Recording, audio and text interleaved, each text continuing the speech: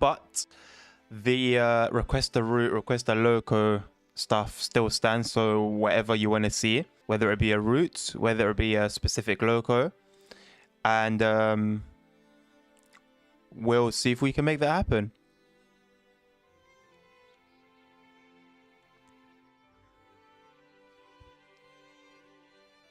Now, just making sure that and it didn't make much sense, but hey, listen, technology and all of that, right?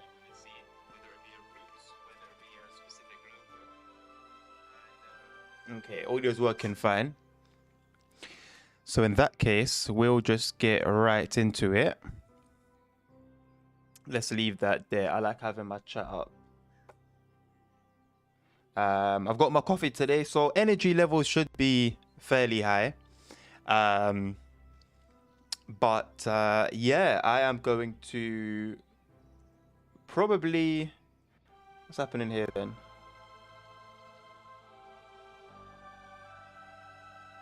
All right, I'm probably going to get rid of my face cam. I don't feel like it needs... I don't feel like it needs to be there. We're running trains. I guess it's a bit more like engaging, which is like what I've said before. But I'm pretty sure you guys would rather just see the train, see what's going on. I don't think I'm going to be talking too much either. So most of the time it'll just be a straight face, like, you know, just there. So yeah, that's gonna be that. I am going to drop my coffee aside. You know what? I could leave myself up there. I don't know. Let me leave my little face there, man. Let's leave my face there. And if somebody doesn't want it, you let me know and I'll get rid of it right away, sir.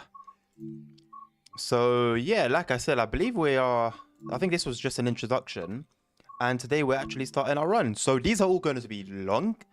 We've already got the scenario over and done with. I don't know why it's like the highest difficulty when all it really was going back and forth at, I think it was that 5 miles an hour.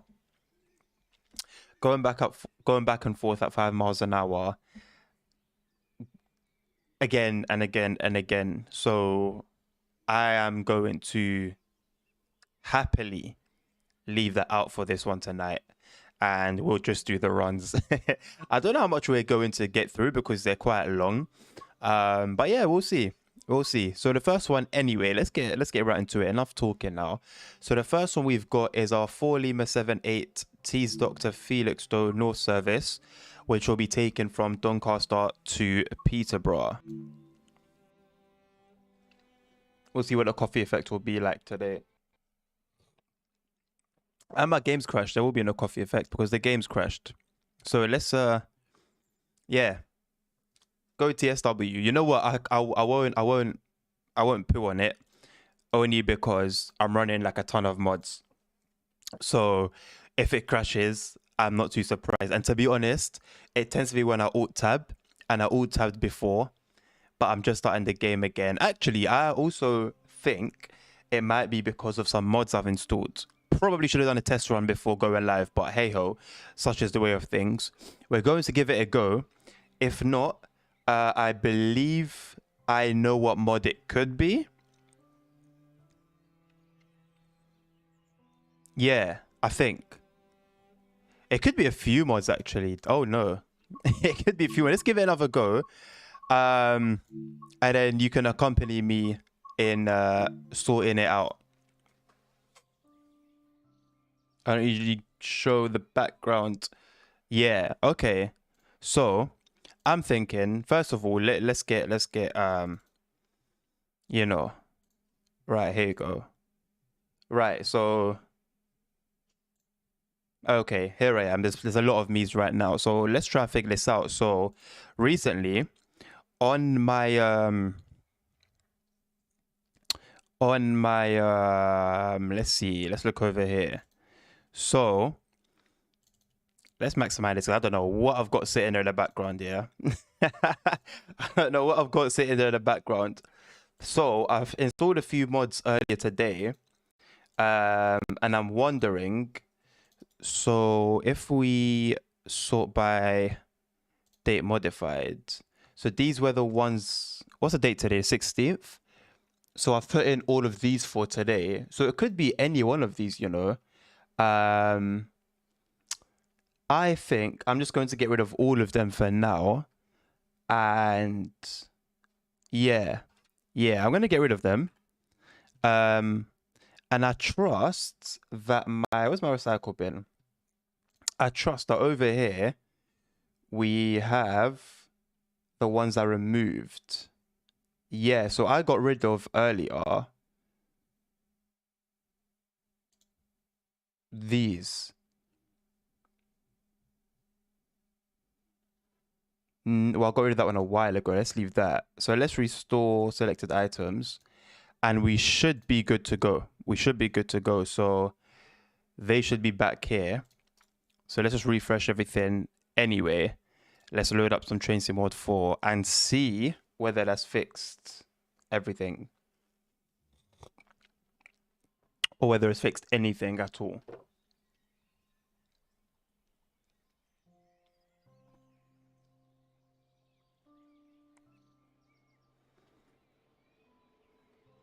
If it has, then yeah, then we'll be good to go. If it hasn't, well, that's another matter. I think what I'm going to do is reinstall. I think I'm going to reinstall JetWash's mod, the graphics, the INI tweaks.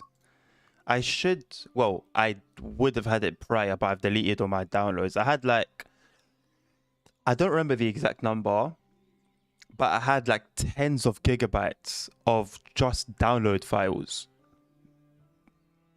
which is ridiculous. Okay, so we've loaded, so it was one of those mods. You know, I'm not going to lie, I do want to re-get the but it comes with quite a few. It comes with quite a bit of stuttering. No,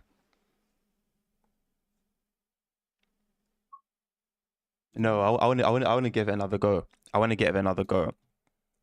So, I believe it was here. So this one, yeah. And where was the yeah, so I think I was using Beyond Ultra, which is apparently for 40 series cards. And to be fair, it held on, but it really started to struggle a little bit down the line, unfortunately. So I ended up just removing it completely. And on top of that, really, the Vorarlberg route, which is really tough to run, it just gave me too much of a hard time. And I just said, yeah, I'll just go back to normal. And I know he's currently making he's currently working on an update to this mod, which I'm looking forward to as well. Let's make sure I got it right. So there's 2 for Ultras, so they're both VTOP at 1. I'm gonna get this one only because my graphics card is a 12 gigabyte card. So let's open that, and as far as I know, you just copy that and head over to documents, head over to my games, Train Sim Mod 4, saved, config, Windows. I'm not too sure actually. Let me check here. Saved config, yeah, config Windows no editor actually. So config Windows no editor, and then find the engine file, get that open, and I'm just going to place it there. I believe we should be good to go. That should be it. And yeah, man, let's get it cracking. To be honest, from the moment I got rid of that mod or those tweaks, it was always in the back of my head that the game doesn't look as nice as it could look. It doesn't look nice as it did look beforehand. And so I've kind of been itching to get it back. But yeah, the Vorarlberg route is just a nightmare to run, even with like no tweaks, no modifications. It's a very difficult route to run, and it is being sorted. I saw a thread on it, thread of it over on the forums where the game's crashed. I cannot alt tab the game without it crashing. I can't do it. So I'm going to put my faith that this will hold. I know I'm probably going to be on a black screen right now. But yeah, I trust it to hold, and hopefully, finally, we can get started. Now I need to remember to say, hey, welcome, Punk. You're not early. Well, are you early? I don't know. Maybe, kind of. Basically, I installed a few mods. They gave me a hard time. Kept crashing the game. So I removed them, put the mods back in, opened the game. All was well. And then I reinstalled JetWatch's graphics overhaul INI tweaks. But I have a thing where I don't know what mod causes it, and I'm sure it's a mod, and I hope to God it's a mod, and not just the game being the game. But there's a thing I have where if I alt tab while I'm playing the game, it will crash. It will just crash. So I can't alt tab. So whatever I have to do in the background, I have to do it before I start the game. So yeah, but finally we're in. The game should be looking splendid now because we're back using those graphics tweaks. I need to make some changes to the sky setting. As far as I remember, sky quality to very high. Apply that. That's all in order. Let us change our environments. Whoops. Okay, there we go. Okay, that looks cool. Yeah, I'm liking this. I'm liking. All right, cool. Well, let's get into it then. First and foremost, actually, what have we got here? AWS, and there was one more thing, wasn't there? Is there one more thing here that needs adjusting? I'm sure there is, and I'm going to find it. I know for sure it's TPWS, but nothing else. Hold on, this is up while the rest are down. What's this? Nothing. I'm certain there's something else. Yes, Punk. We got the 158 from Midland Main Line, is it called? We got the 158 from I think it's Midland Main Line. I don't remember what it's called. I don't actually remember what it's called. I believe it's Midland Main Line. I didn't get it until TSW4 just because I wanted the layers. So yeah, Midland Main Line. Yeah, I got the 158 from there and the HST, which is a little bit different to the one you get with the Great Western Express. I'm so certain there's something I'm missing here, and it's bugging me that I can't find it. And we've got some classic locos from, I think, and I could be wrong, Western Somerset Railway. Some wagons, I believe, from... I'm not too sure. Basically, if you search up the layers that come with this route, I've got all of them, but I don't remember which ones exactly, what layers they are. Right, let's put this on forward. Let's send all of these bad boys on. They're on already. Fantastic. Let us set our lights here. Let's get to night running. Let us set our instrument lights on. Lovely. I do love that yellow tint. Tail lights, they of course don't need to be on.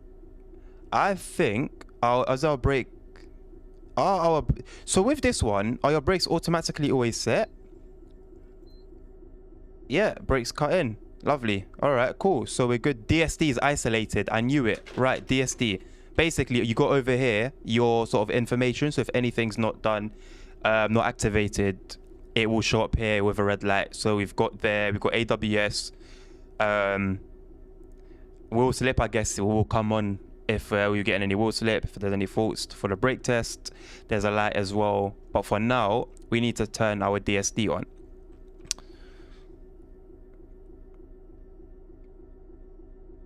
There it is. Knew it. All right. Then let's. This FOV is ridiculous. I cannot play with this FOV. What's more realistic? Something like that. You got the little. You can see a bit of the controls. I think that's pretty good. Or is that a bit too far? What about this? This will do. I think this will do. Okay. Well, we've got 74 miles till Peterborough.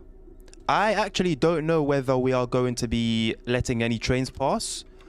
Whether there'll be any waiting. I don't know why it's giving me that little message about the automatic brakes. The automatic brakes are completely...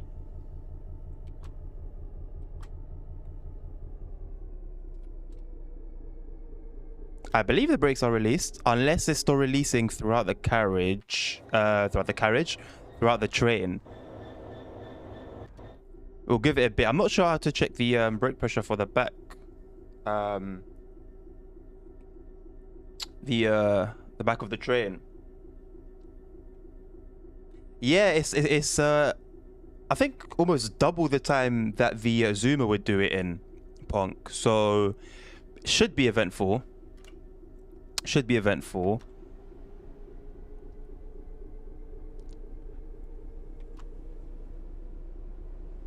There we go. So yeah, I think it was just a matter of the brakes releasing on our wagons. All right, let's remove the objective marker. I know it's not quite a clean HUD, but this is for now at least, it's the best we'll get until Dovetail managed to incorporate the speedo on the top, in the top left HUD. Not this HUD, but the new one they've introduced. This is, yeah, it's the best we're gonna get, guys. As far as I know, Ponk, there's a lot of late and faster trains through. So I'd be interested to see how we do that. To be fair, when I've been running the passenger services, I haven't actually encountered too much freight. Definitely a fair bit here and there, but nothing crazy. What I do see though is just 66s coupled to 66s coupled to 66s coupled to 66s over and over again. It's great fun though, we do love it.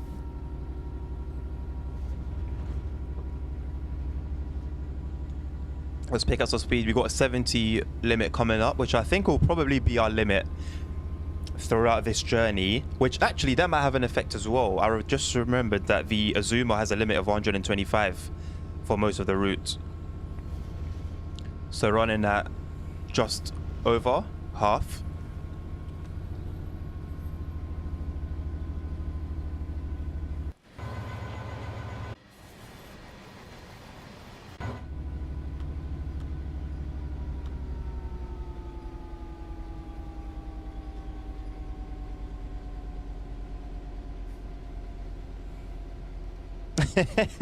yeah, it's very different from the interior of the Azuma.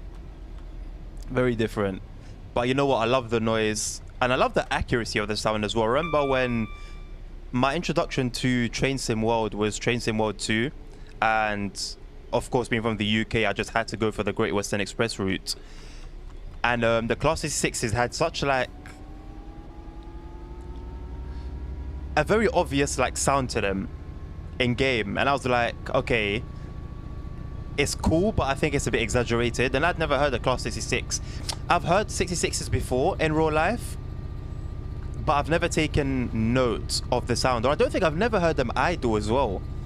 And it just happened that a few weeks after I started playing Train Sim World, I walked over a footbridge that goes over a siding near, I think it was near my old workplace. And there was a 66 idling, and I heard it from about, I don't know the distance, but it was about maybe a minute before I actually got to the train. And the second I heard it, I was like, this is a 66 from TSW. And then I was like, no, it's not TSW. This is actually how the train sounds. And then they've just like, they've got it bang on. So to be fair, this is one of the sounds that Dovetail have absolutely nailed.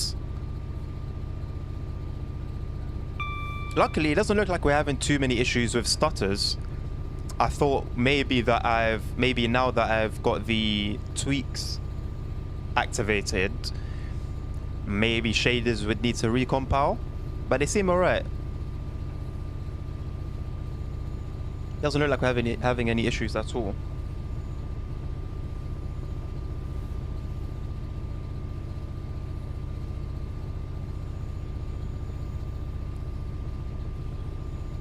I've got my coffee to keep me going today. I thought to myself, I'm going to need it because, well, it's pretty gloomy now in the UK and very cold. And I was so tired like an hour before I started playing, and I was like, okay, I've eaten. That's gonna affect my tiredness. It's cold as hell and I'm tucked in, so I'm nice and comfy, and it's dark. So I won't lie, sleep started to before me, and I was like, yeah, I'm not gonna be able to stream Train Sim World while driving a freight train and like half falling asleep without a coffee. I need a coffee. I just needed a coffee. Well, Punk, this isn't like the highest spec PC in the world, but it's also not the lowest spec PC in the world. And if you see my, well, you were there. You were on stream and I recorded the rail fanning, and that was horrendous. That was horrendous. But yeah, it is more common. You're right. It is more common technically on lower end PCs.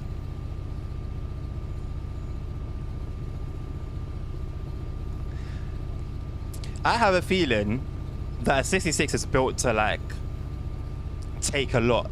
So I think if somehow some coffee got on the controls, I think we'd be alright, you know. I genuinely think we'd be alright. I feel like the 66 is one of those locos that's built to last, and you have to fight it before it lets you kill it.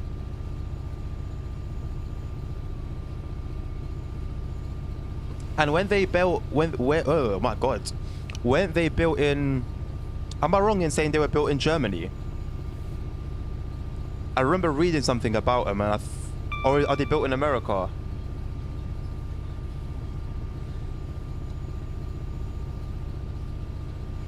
If the Germans had any input in this game, in this train, then you're not killing it. I think Germans are the only like people who stuck with the built to last mentality. You know how nowadays like everything you buy is just made to break after a year or two. I think Germans have stayed true to the engineering prowess.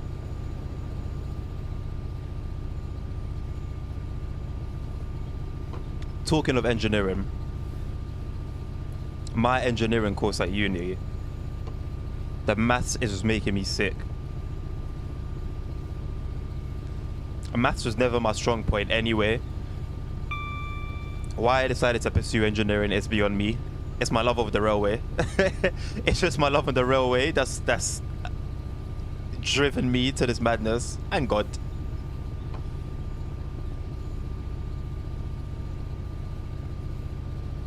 Oh yeah, that's the thing though, like they're built to last, and nowadays not much is built to last.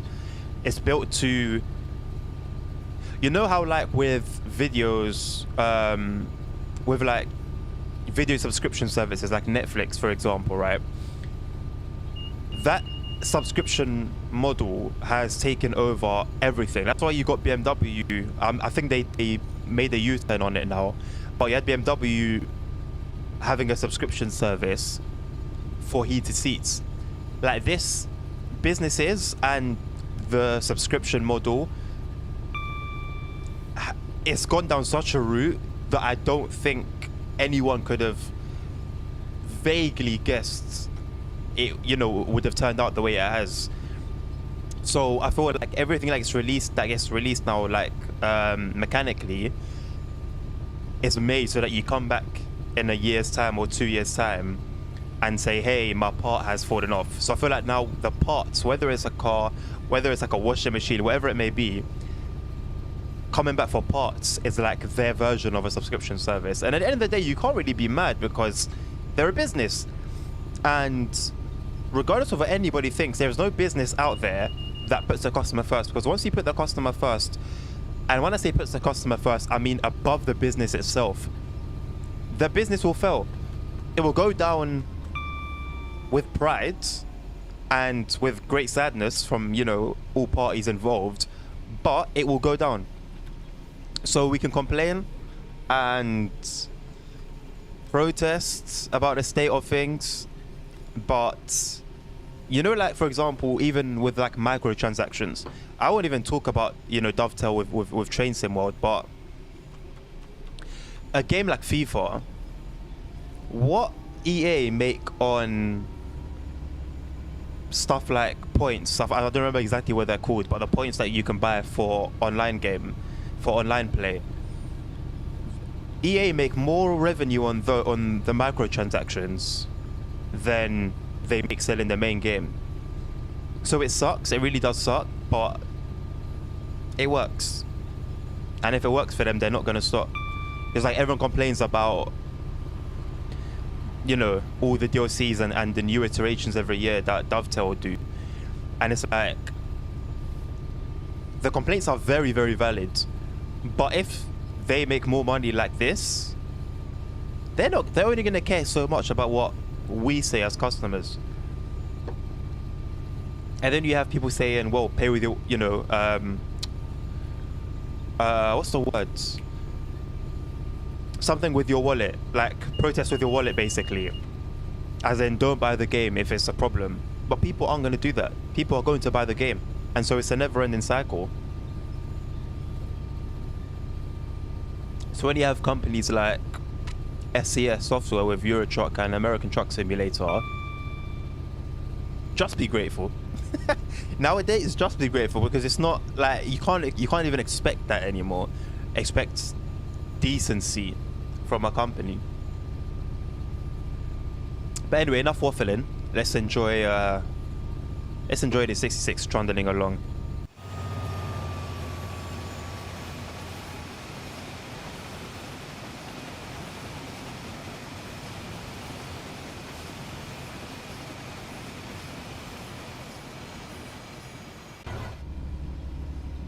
You know, actually, on more train-related stories, I remember I was in Romford, which is in pretty much Essex, and I was waiting for my train one evening, and I was standing pretty close to the edge of the platform. This isn't going into a dark place, don't worry. I was standing pretty close to the edge of the platform, just to kind of like, I don't think it's for a reason actually, I just happened to be standing close to the platform. And a 66 was coming that was about a mile long, and it came probably at top speed, 75 miles an hour, came flying through the platform. And I decided to be, you know, a big man and stay close to the platform. I genuinely felt like I was being sucked into towards the train because of how much wind it was generating, because of, number one, the speed that it came through the station at, and number two, how many wagons it had on the back. These are huge. And I felt like, at the same time, as much as it was a bit scary, it was exhilarating, and I loved it, and I've been wanting to do it again ever since, but I've never had the opportunity. My local station does have freight going through it even during the day, but they go pretty slowly through the station. But I'll never forget that experience. I loved it. I say it's a shame, it's not a shame, but it would be pretty cool to have like an open, you know, in America their railways are just open, and be close to a freight train blowing past at 70 miles an hour.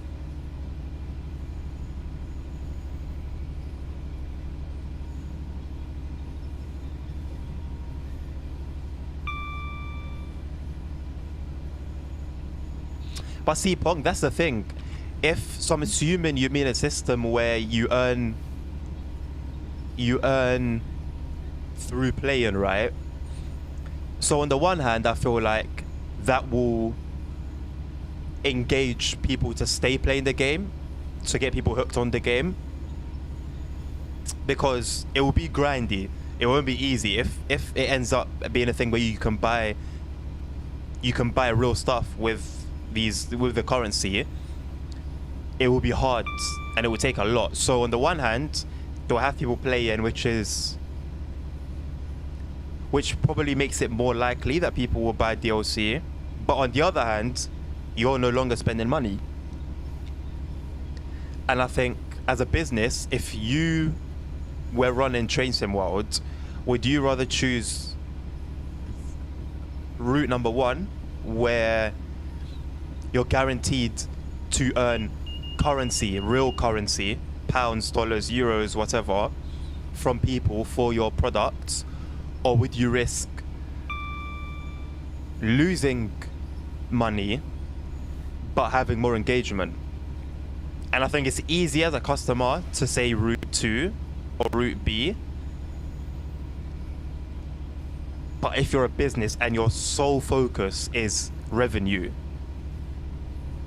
But I think at the same time, I've never seen traffic like that at one of these crossings. That was cool. At the same time, I feel like there should be a happy medium. I'm very certain. Listen, Dovetail are £1 million company, multi-million pound, sorry. So they make millions. So I think, of course, I don't know all the details, but I would assume it's highly likely that there could be a middle ground where they still make income, but also create a new way for players to enjoy new products without doing it the classic way, if that makes sense.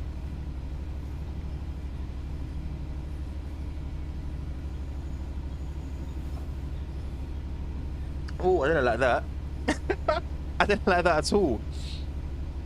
Half of that coffee was cold and half of it was warm. That was really odd. It's 1 cup of coffee, but the foam was cold, but the liquid itself was warm. Right. Oh, I don't have chewing gum anymore. Even though I'm not in like public, I still tend to have some gum after a cup of coffee. Because it's like in my subconscious, I know my breath doesn't smell too good after a cup of coffee.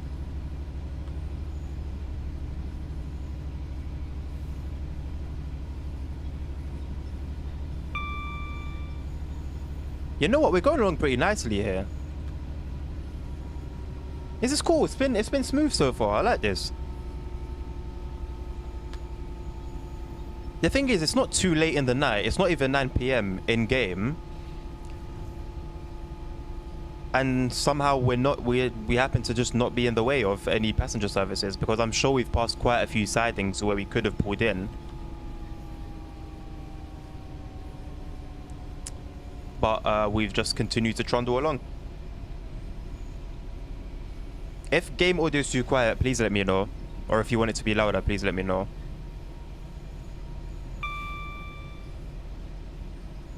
The thing is with this game, it's like these running sounds tend to be pretty quiet, but then you go to the menu or you get a ding just like we got a few seconds ago, and it will just blow your eardrums. I'm glad we don't have to contend with a lot of these speed changes.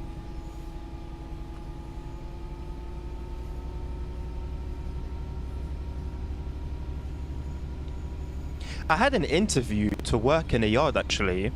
I applied for, I think it was DB Schenker, who they have a 66 in game.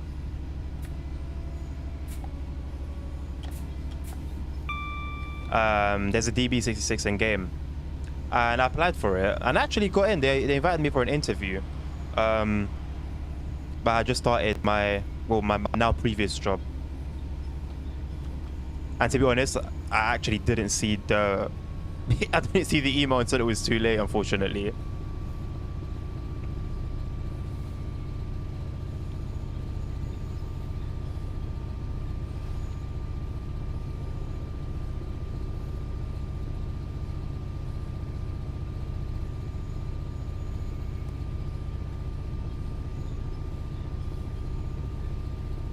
Should I turn my light on, guys? What do you think?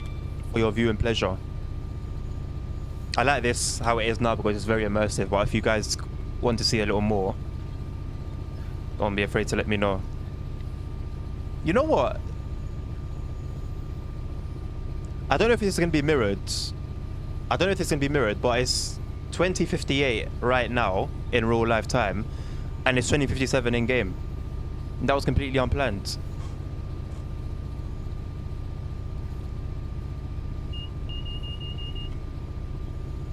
And like, we're in the UK, so how about that for immersion?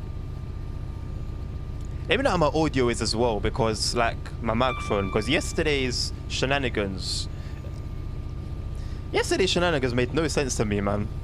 Technology is it's a strange thing. It's a beautiful thing, but it can be disastrous at times.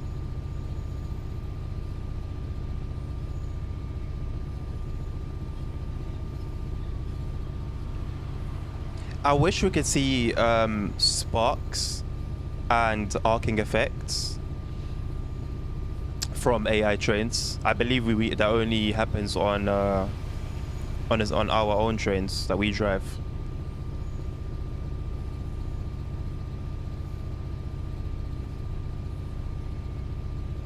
And I wish at some point as well we get radio chatter. That would be cool.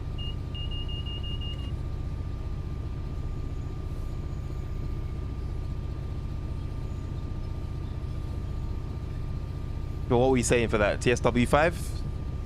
TSW6? I've lost my YouTube comments. I've lost my YouTube comments, unfortunately. Let's get them back.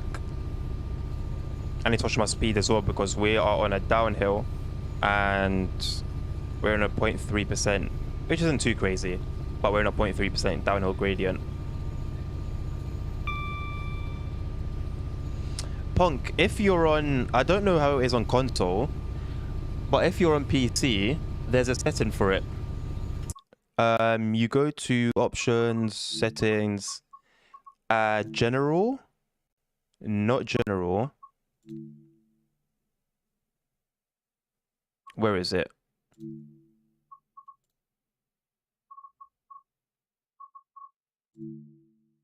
Okay, so it's under accessibility for some reason. I don't know why it would be under accessibility. But you go to accessibility and you've got lightning effects and arcing spark effects as well. So maybe you haven't got them on.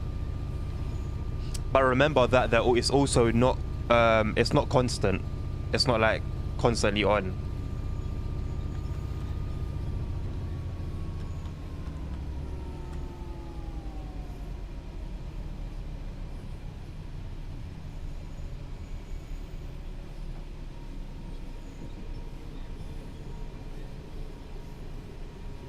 I've got a crew message. A no power, locomotive speed too high. Alright, okay, so I guess, is that like an electronic limiter then?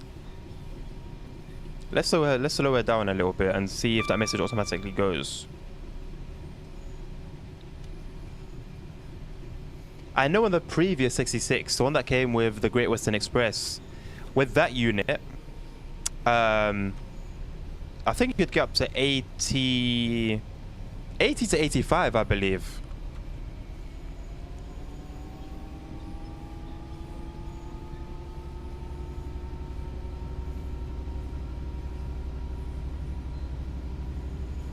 Thank you for that message, boys.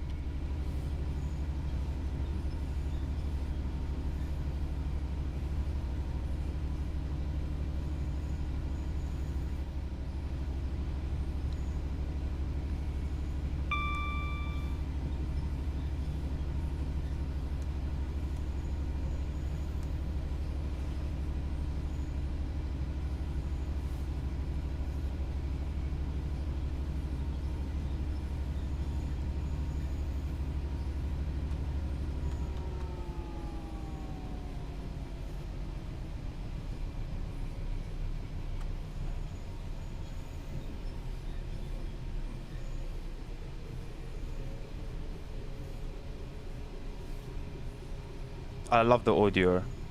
I can't explain it. There's a lot going on, but it sounds very immersive.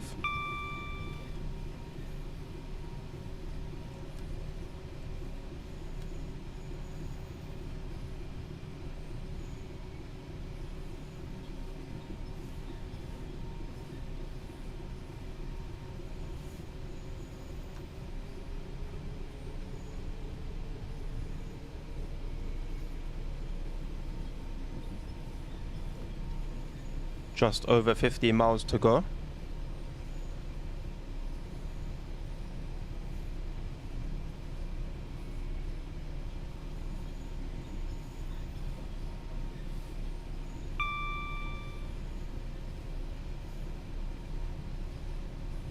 To be honest, going back to Sparks and Arcs, they're not great. They're not like amazing. And there was this weird thing that used to be an issue on TSW3. It might even still be an issue on TSW4. They're pretty much the same game anyway, and I don't know if I remember seeing it in any patch notes. But if you're in a tunnel especially, and on some trains it would happen in a tunnel, out a tunnel, wherever, the sparks that your train would experience would reflect on your windshield. So your windscreen would go like blue every time you had a spark. What even is that?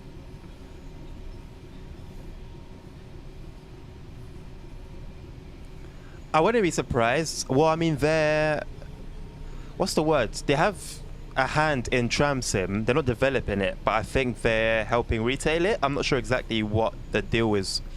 But a tram is not too different to trains, but you're still on the road, you engage with cars, traffic lights, etc. Honestly, I wouldn't...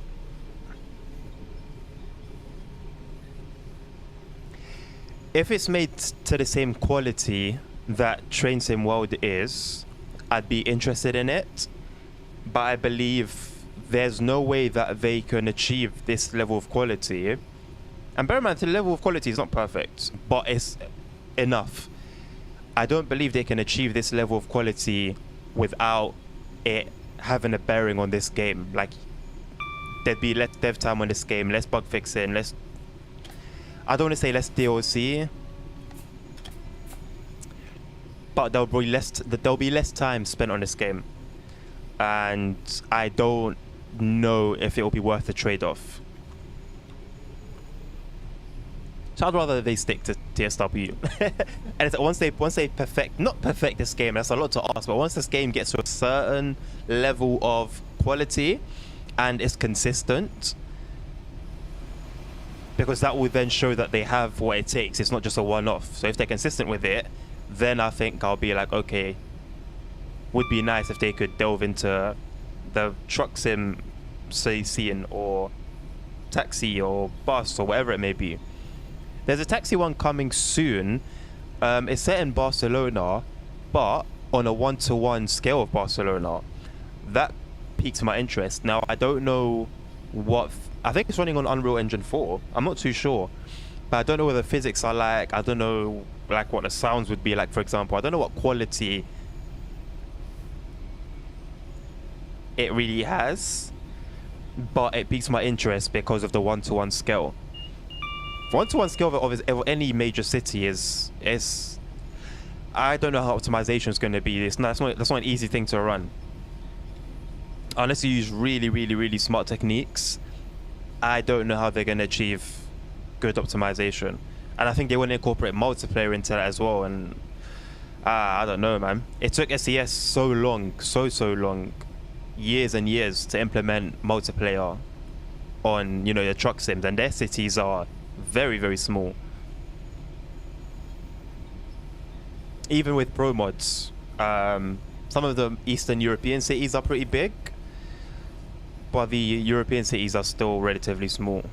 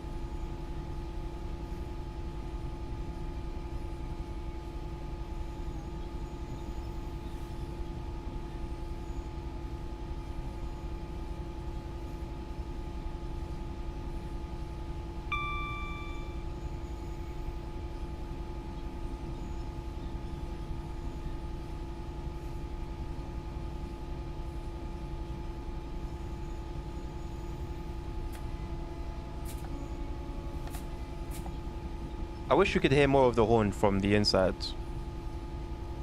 That AWS thing. It's not AWS, is it? The thing you get when you go past the green signal. I don't remember exactly what class of trains they are, but the C2C trains, if you ever sit near the front of the train, you can hear it through or any alarm, you can hear it through the door. I'm such a nerd, so I thought that's pretty cool. I don't know. It's kind of cool. I liked it. The missus didn't care too much.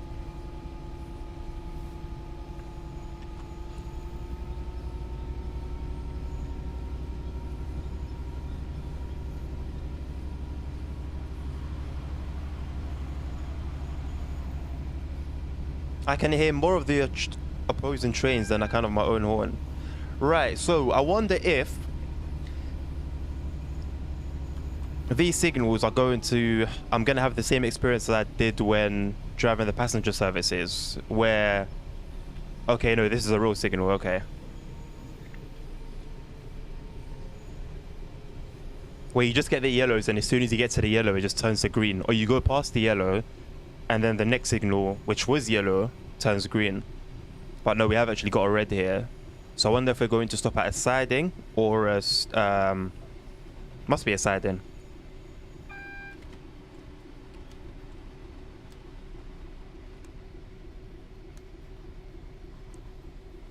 I've always found it interesting that... Oh, we slowed down a little too much.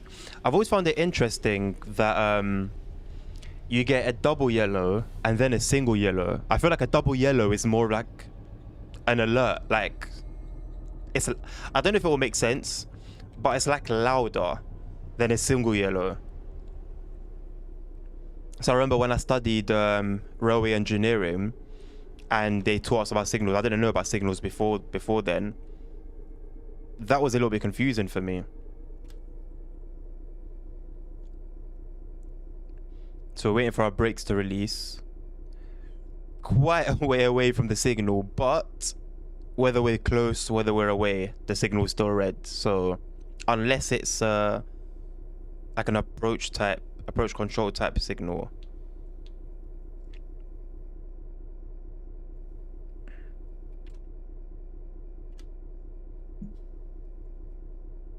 We're inching forward. We are inching forward as our brakes release throughout the train.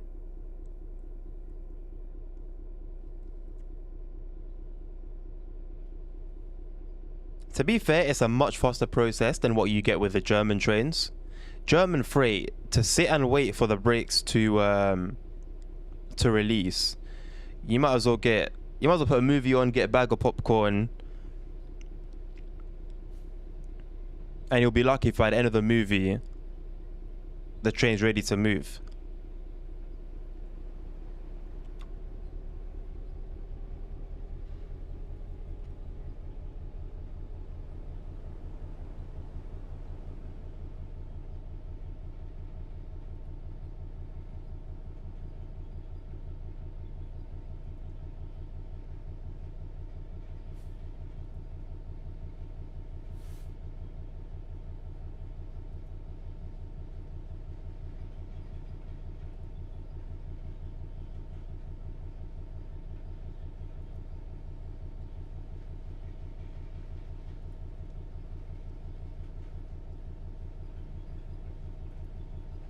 I'm really surprised we haven't got anything behind us.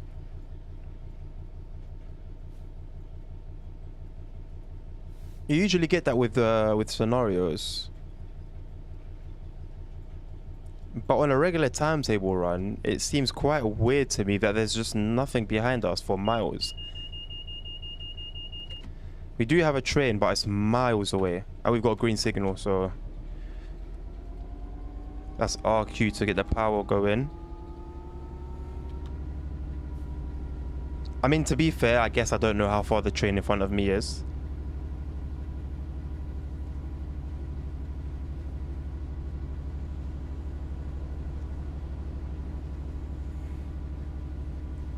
To be honest, Punk, I've got the monitor on the top right. But I don't know if the top of the stream covers it. Oh no, it does. It shows on stream. So I look at that.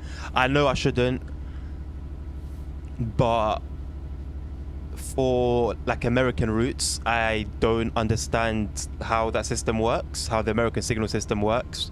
The German one, I'm semi-comfortable with it and semi-confident with it. The UK I could probably do without like the monitor, but I need it for speed limits. I don't know when and where speed limits come into effect. And I guess realistically I could have just zoomed in with the FOV modifier.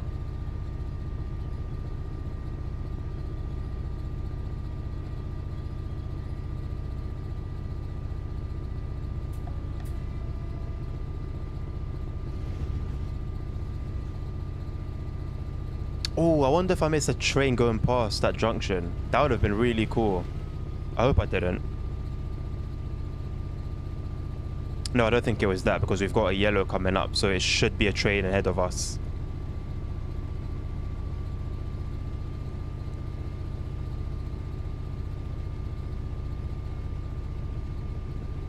I wonder if any trains do cross that, those tracks. I doubt it, actually.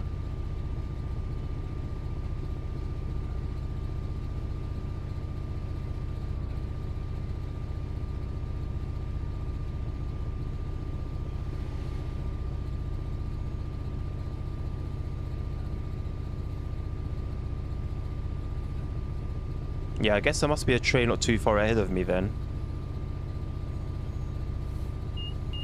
If it's an all-stopper, then we could encounter it again a little later on. Depends how long it has to wait, because it's definitely going to get there way to the next station way before we do.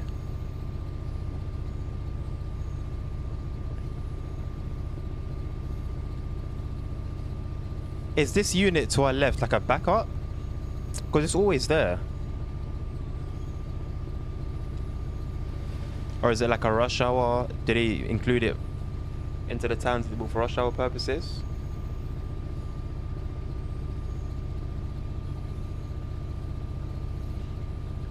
Honestly, Punk, if that game that you're referring to, you played within recent years, I've probably had that on my phone as well. Is it the one where you can have like, you can be on a route and you can just put any train with any carriages, like just change it there and then? Yeah, I'm thinking it could be a backup as well. But yeah, there's a train game and it's like the best free one on Google Play, and the graphics are horrible, atrocious. But you know what? Like, it's not. Yeah, I thought as much. There's a few, but that's the best one. I want to say it's not bad. It's bad, but it's a phone game, right? So it's like you have to cut it some slack. I know it's got the Northern Line on it. The underground. It's got an underground train, which I always like. Used to love playing. Is that it's got a bunch of freight on it. Freight locos. I know it's got some steam engines on it. It's got more steam engines than TSW. I mean, you can't hate on it. You can't hate on it. They've tried. You know, they've tried, bless them. But at the end of the day, it's a phone game. But putting that into perspective, I don't know if you've seen what the train simulator scene is like on Google Play, or even the bus simulator scene. They've advanced. Some sims, some driving sims, even the car ones, are ridiculous. I'm talking, there's like a Euro truck. There's an American truck sim in which you cross cities. There's like one set in Brazil where the trucks have indicators, handbrake, the mirrors work. There's like suspension physics. I don't know how they've done it, but they've done it. And when you sort of compare the train sims to those type of games, then it's like, okay, we could have something a lot better, a lot better. And I think if somebody actually dedicated the time to making, I don't want to call it a sim, but a train sim like game for phones, I honestly think they could come up with something special. I genuinely think so. But because it's a phone game, I think you're going to have like some arcadey things that are purely for entertainment. But I think it could be something special, I won't lie. I know it sounds so silly, but I genuinely think somebody could make something special.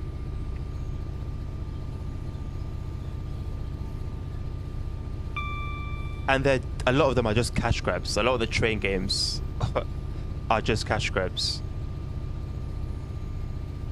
I mean, like 90% of the phone market, and any of the sims I mentioned, all have unlockable vehicles that you just, all you got to do is buy something once and you've got access to all the vehicles. And it's like, that's really the model of the game. It's not even the gameplay, it's just selling. Well, we're back talking about microtransactions, aren't we?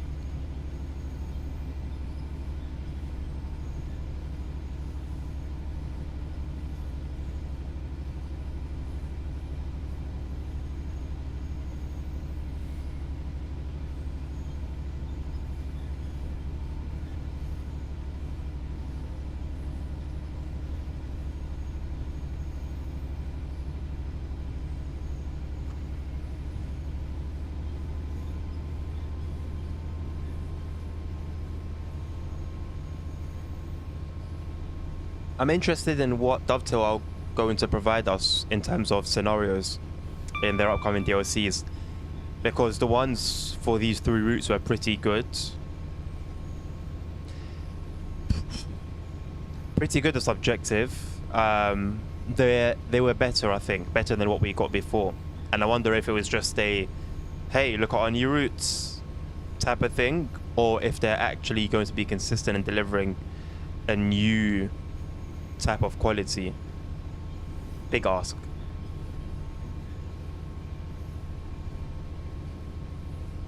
A route editor, there you go. A route editor, plenty of more variety of trains, like plenty of steam trains. I don't think there's a more variety of trains. I think I'm pushing it a little bit, but yeah, like plenty of steam. And this was years ago, by the way. I don't even know what it's like right now. Maybe the developers took it seriously since I last played it. Maybe they didn't and they dropped it. But I'm talking like, I haven't touched that game in years. I go to those type of games when I have like issues with, with my PC, or if I just don't have my PC at all for whatever reason. It's quite sad. But I didn't know it had a route editor, I won't lie. But yeah, in that case, the customization was a lot. They done well.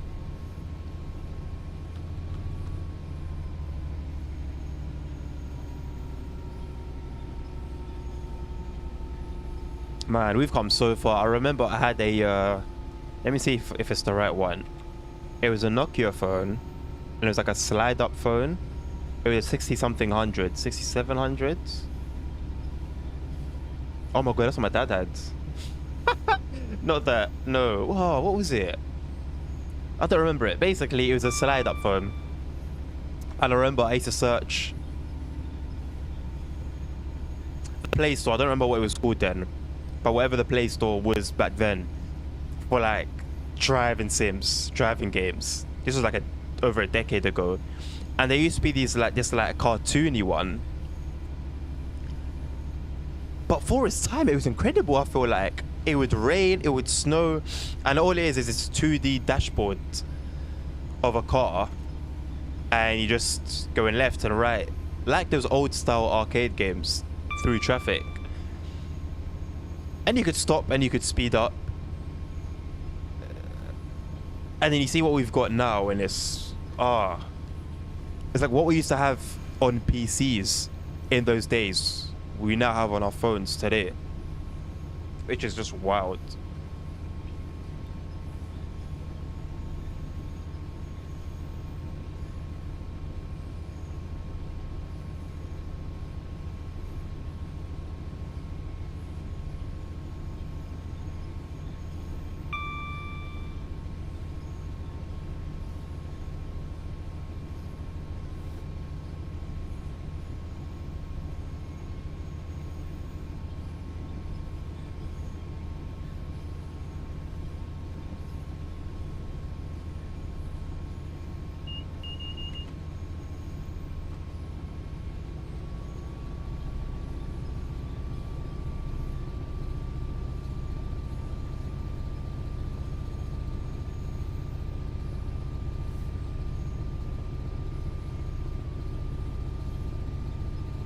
You know what? I do miss German Fritz.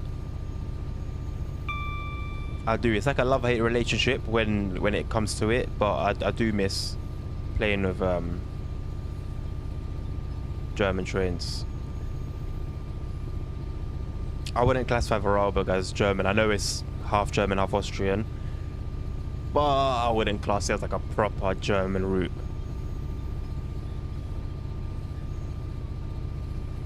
Interested in what the new one will have for us though.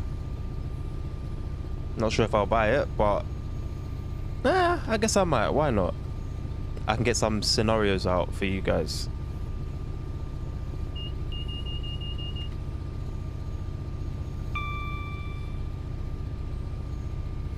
Speaking of getting scenarios out, I'm not going to get there aren't going to be any videos out for a while.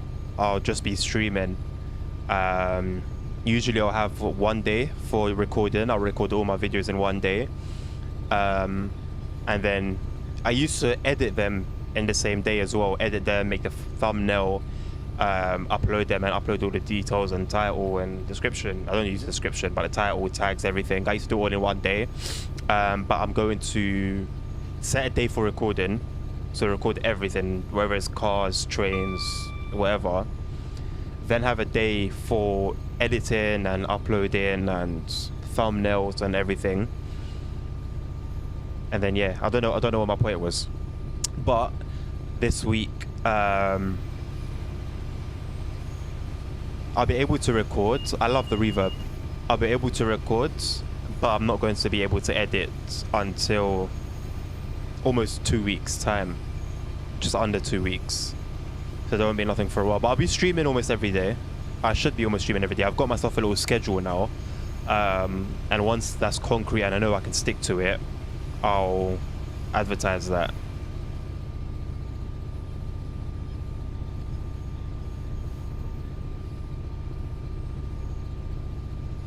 I believe I have all the layers for that route. I also have the new timetable for it. And yeah, I've heard that there's going to be a newer timetable for it. The new timetable I'm speaking of is the one that came with the new Journeys DLC, which was like 1.5 years ago now, I think, if not just last year. But I think I've got all the trains for it, I believe. I'm actually, I haven't touched that route since I done all the journey mode for it back in 2021, I think. And I've always wanted to go back to it, I won't lie. That was like my introduction. Oh boy, that was when I didn't know how to do PZB. I didn't know what the heck OZB was. I knew nothing. Listen, we all have to start somewhere. That was my beginning. I think I started with the Bakerloo line route. No, I started with Sandpatch, then Köln, Aachen, and then I did the Bakerloo line. Because I don't have OCD, but I don't know what to call it, but I have a way of doing things. I do things in a particular order, and the order just happens to be that. But I really, really, really wanted to play with the Bakerloo line, and I remember having to wait and wait and wait and wait of my own doing. And so I just sit through like 2.5 hour services of Sandpatch just because I had to do things a certain way.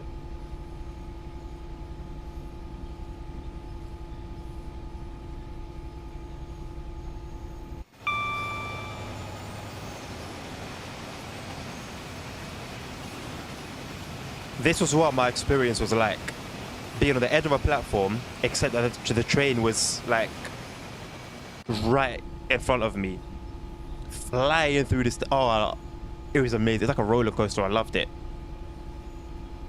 Absolutely loved it.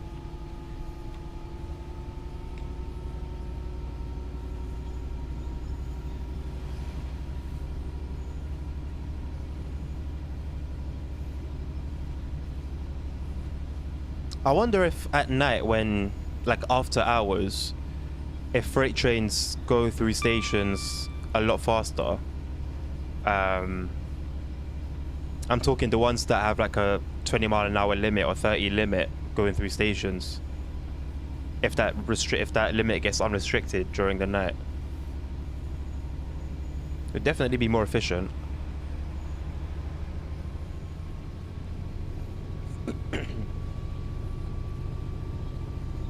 If they do bring that timetable anytime soon, to be honest, whether they bring it soon or not, as long as they bring in a new timetable to that route, Punk, I think they should also bring that route to the new weather system, TOD4. I don't think there's much point giving it a new timetable and leaving it with its crappy weather system.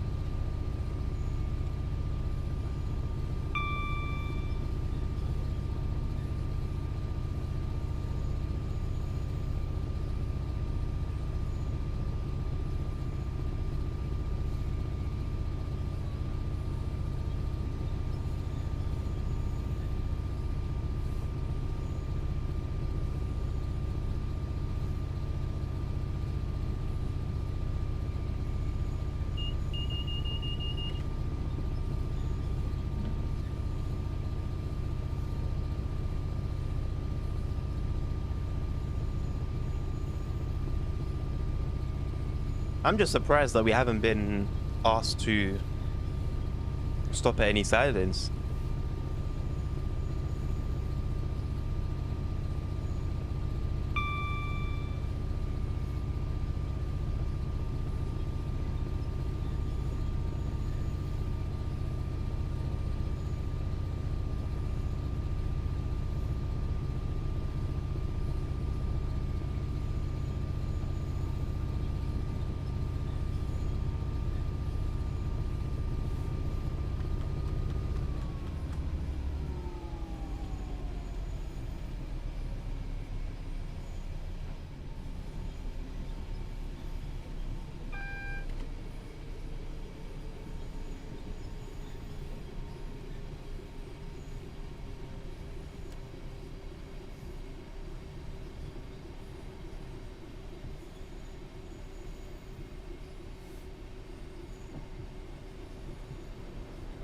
$25 miles out. We've hit what, 2/3 of the route? Yeah, 2/3. Pretty much on the dot. You can tell I've been working on my maths. I spent 7 hours today. Well, 6. 5.5. 5.5 hours to 6 hours just doing uni stuff today.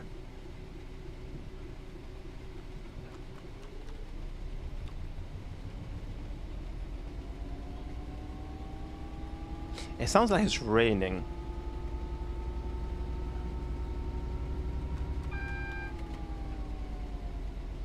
See, this is weird. I've got a single yellow ahead of me, which means... Hold on, is this a regular? Yeah, I'm sure I can display a double yellow. I've got a single yellow. And...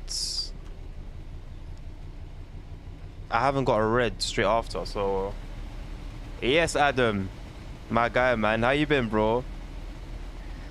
You know when I was told that you're about... I was so close to saying like, oh, can I come through with the missus? But I think it's a little bit too wild right now, you get me? So, not right now, not right now. But bro, I'll be honest with you.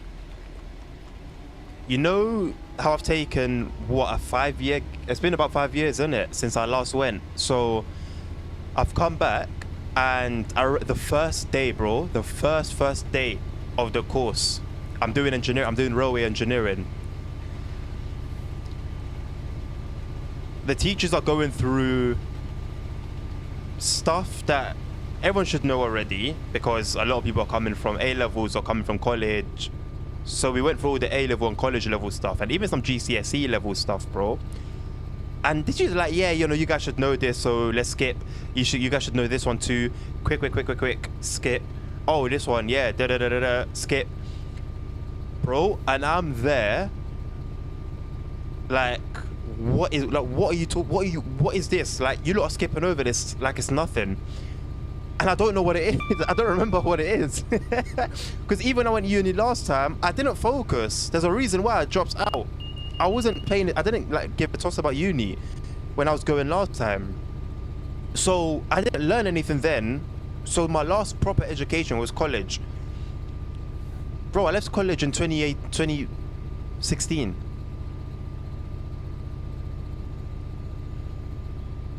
I'm glad to hear you're well, man. I'm glad to hear you're well.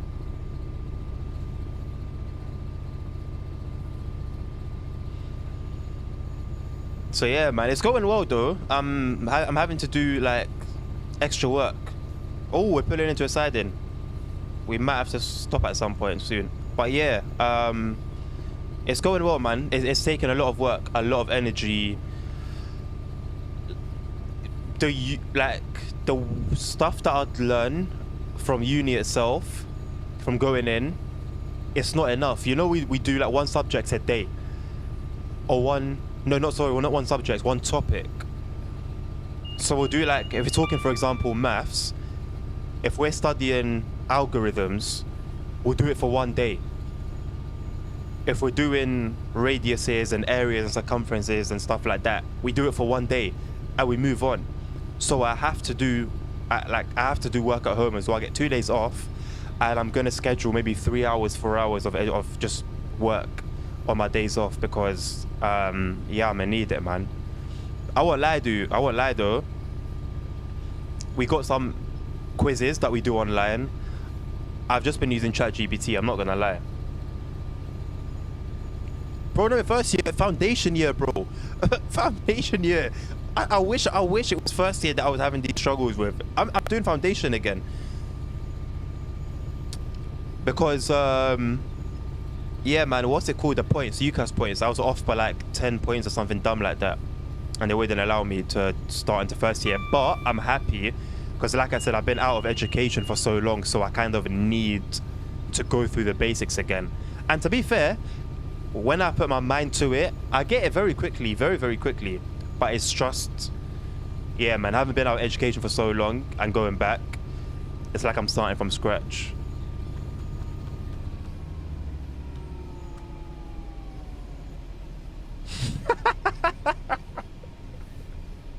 Hey, listen, you know what, yeah? For best results, don't just copy and paste it in it, as tempting as it is. And it gives you an answer every time. So even if all your bros are using it, you lot still won't get the same answers. But sometimes it can let you down. You know, I was using it for maths today, yeah? And it was getting some questions, maybe not wrong, but not the way that we've been taught how to solve certain equations, for example. So I would get one answer and I'll check it on ChatGPT and I'll get a different answer and a different working out. And I was like, okay, I gotta be careful here because I can't just copy and paste. Although low-key, I was doing it quite a bit, I'm not gonna lie. Yeah, come on, bro. I know you. Don't worry, it's just like, I'm just like reminding you, innit? You know what? I'll be honest. For my statement for uni, I used it. But that's the thing. The best case scenario is using it having it work alongside you, innit? That's what it was made for anyway, to work alongside people. And people who've been using it to bust them just like that. Which is why like a lot of people are getting caught.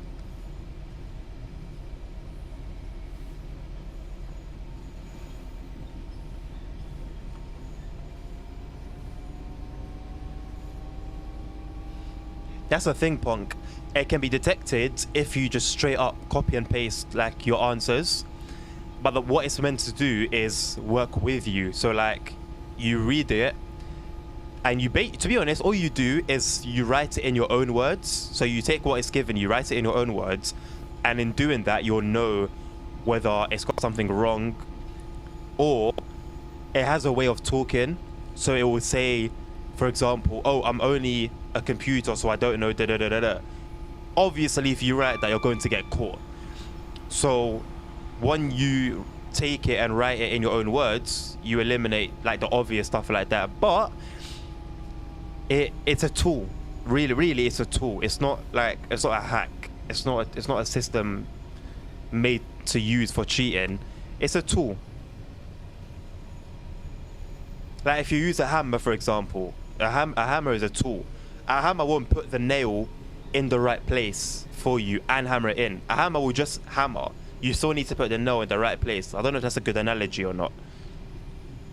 And then what the mistake that people make is using it as if it's like completely perfect and understands your mind and understands your specific teacher and your specific assignment, which obviously that's not what it does. The issue is they've developed software that, yeah, will detect it, but the software is also ChatGPT, meaning it's imperfect. And I've heard, not even online, but like people have told me face to face that they know people who have been wrongly caught by it. I don't know exactly how it does this thing, how it's meant to catch people, but I've heard a lot online and face to face that it's not perfect. And people waste so much time like fighting it and dealing with getting like half a mark, and it's difficult. It's difficult. The best thing teachers can do, I think, is just say, go on ChatGPT and use it to help you find out da da da da da. And then when you enable people to use it, they're less likely to use it maliciously, if that makes sense. But yeah, man, I've heard of a lot of people get caught as well. It's tough. It's tough, man. It's gonna take at least, I think, half a decade before institutions know how to work with it, because I don't think you can work against it. I don't think that's possible, because if you don't use ChatGPT, you're going to use one of the hundreds of others that have come up that are based off ChatGPT, that are malicious. You're not going to win that fight, man. So it's like, if you can't beat them, join them. Find a way to work with them. Because if that's where we're heading in the future, in a world where we're going to be using AI systems like that, then we're going to need to learn how to use them anyway and how to work alongside them. So I think it only makes sense that we go down that route.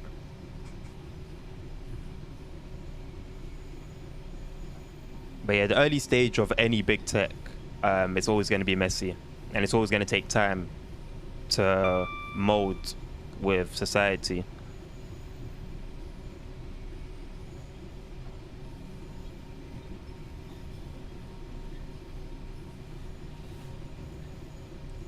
Plonk? Plonk. Plonk's a British word. Not plonk, ponk.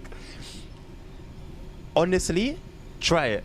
If you type into ChatGPT something like, help me write a complaint for an issue where a company has been doing XYZ or hasn't been doing XYZ, write it in a way that will cause them to feel, I don't know, guilt, for example. You'll be shocked. You'll be shocked. Do it. I think honestly, yeah, if all those people that complain on the forums make threads and use ChatGPT to officially, formally, properly write their frustrations, I think they'll be taken more seriously. Because when you just go and just be blurting out any old nonsense out of frustration, out of anger, you're not going to be taken seriously. Naturally. Yeah, it's not the worst idea in the world.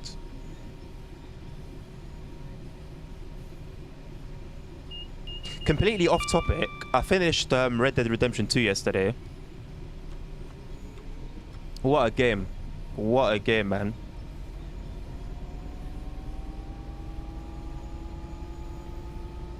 It's a game that my, like, 13-year-old self would have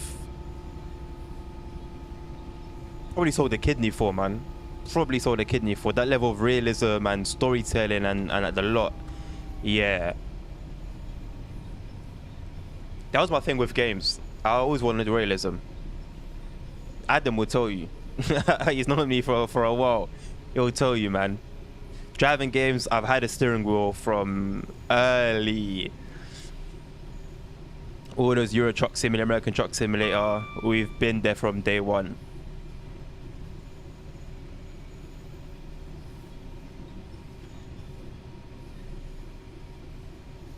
Yeah, Adam, online, from what I've heard as well, I actually haven't touched it at all, but from what I've heard, it's so boring. Minimal effort has been put into it, basically, so I'm not touching that, man. If I go back to it, it would just be to, like, get 100%, try and get 100% in it. Punk, both gameplay and story are incredible. If you plan on buying it, try and avoid spoilers and just play it yourself. It's one of those games that has that mechanism, however you want to pronounce it, where your decisions matter. A lot of choices can be made by you, and you will see them, the result of your actions come into effect. And that's not just for the main missions, that's for side missions as well, and there are a lot of them. One of the best games I've ever played. If I hadn't finished The Witcher 3, I think I finished that game last year. No, early this year, beginning of this year, I finished The Witcher 3. If I hadn't played that, I would have said without a doubt my best, like my most favorite game.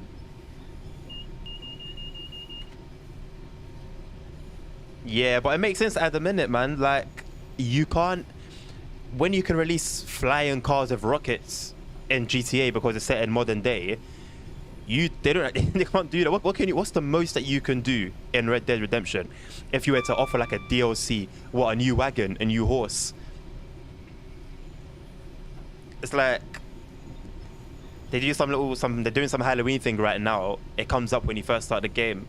I couldn't give a toss, man. But what can you do more than something like that? Or bring in like a scary zombie mode, or bro, they can only do so much.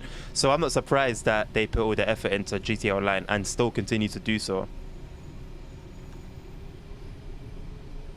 I've got Ubisoft's Connect, call me moist in it, but I wanted to play the Crew Motorfest, and I wasn't gonna pay £100 for it, so I'm paying monthly for Ubisoft's subscription thing. But they've got all the Far Cry's, they've got all the Assassin's Creeds, they've got the Crew. Like, I don't regret. I think it's like £12 a month. I'm not regretting paying for it. I'm not gonna lie. I pay for that happily every month. So they've got all the Assassin's Creed. So yeah, if I find the time, if it's popular, man, you know what, hey bro, if you want me to play it, I'll play it. I have it. I have access to it, and my download speeds are very quick, so I can download it in minutes. And I can play it for you if you want and go through the missions. I've never played an Assassin's Creed game. I've never ever played an Assassin's Creed game. I've played it a little bit on my friend's PS5. I don't think I even played it. I watched him play it. I don't play it myself. I've never been interested in them, but I can play it if you want, man. That would be cool. I've got like a bunch of Resident Evils, and my plan was to stream like all the Resident Evil games. But then I realized I don't have all of them. I paid for like a bundle that I thought I had all of them, and it didn't. So I just wasted my money, and I'm not going to play them unless I get bored of if I get bored of all the games that I play right now, which I'm not going to get bored anytime soon, man.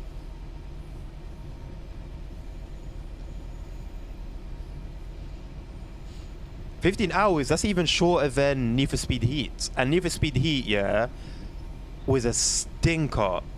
The story was okay until they started rushing it, and you can tell when they started rushing it. Then it just ends, and it's like, is that it? I think I finished it in 24 hours of game time. And bear in mind, in those 24 hours, I also just drove around, I played online, I spent time customizing cars, and yeah, I still managed to finish the game within 24 hours. So for you to say 15 hours, bro, it's not looking too good, bruv. It's not looking too good.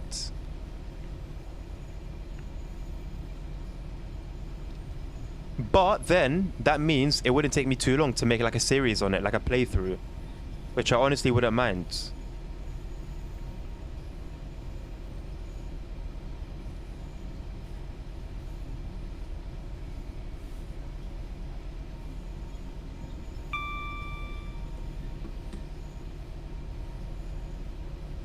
Is it like a copy and paste of the previous games? I know a lot of their games are like same mechanics, same physics, just new like area. Oh no, the games are beautiful, and your boy can run it in max settings at 4K, so you know I'm going to be delivering a beautiful experience as well if it comes to it. And also, does the story connect with any of the previous Assassin's Creeds?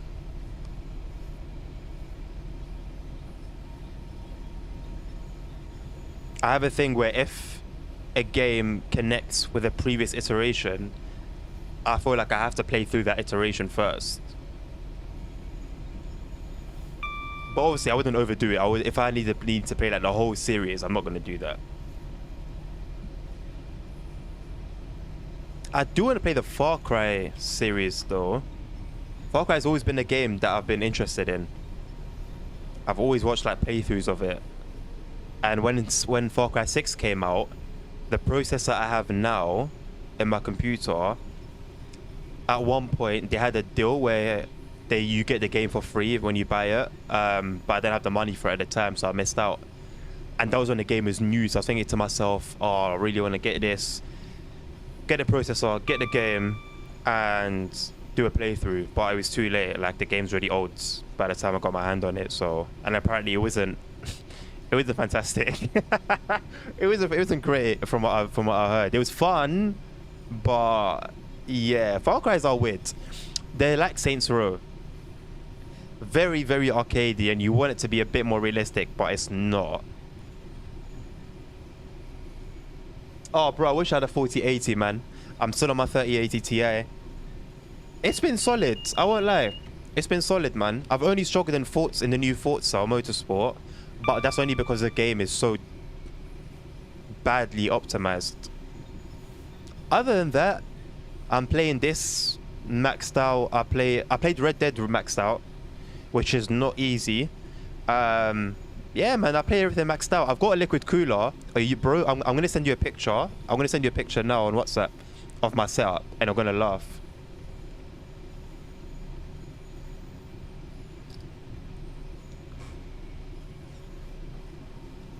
It's a bit of a disaster, I won't lie to you.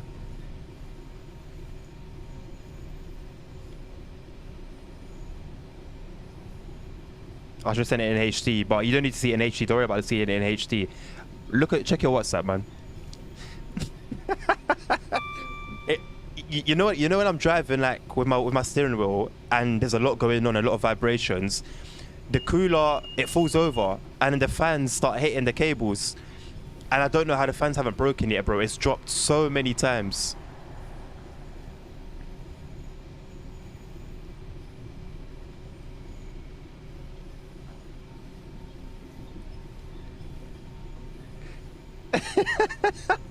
It's a disaster, punk. I'm gonna see. I don't know how it's gonna be captured on my camera, but I'm gonna show you my setup, and you judge it as you wish. I don't know how well you're gonna be able to see it. I don't know how well you guys can see it, but that is it. And it's like my AIO is outside my case because there's no space for it inside the case.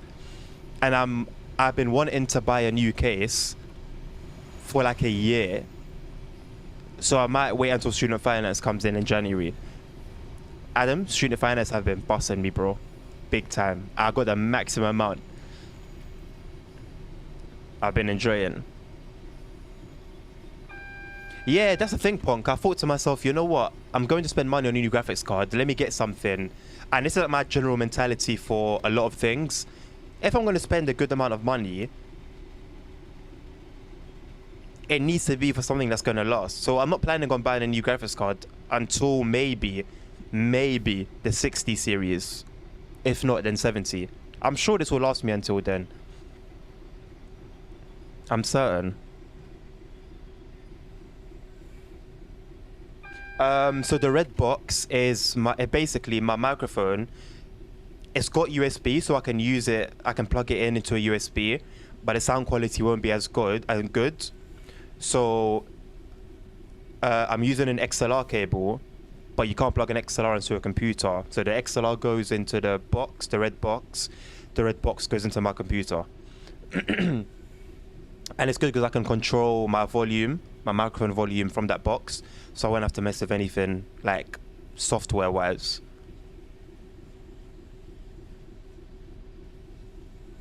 Oh, no way, Adam. No way. Why? Did you not apply for it? I just told them, like, yeah, I'm not going to be working. I'm not living with my parents, so... They didn't even ask about, like, my missus, like, if she works or anything. They just said, yeah, cool, like, we'll get you. That's God for you, man. That's honestly God.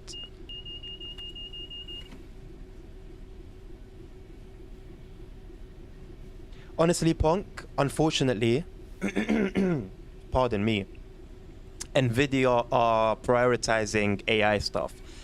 So gaming cards and their general graphic card market is not their focus. So don't expect like crazy returns for your money. How close is this signal? I feel like it's gonna catch me out, and if I'm not careful.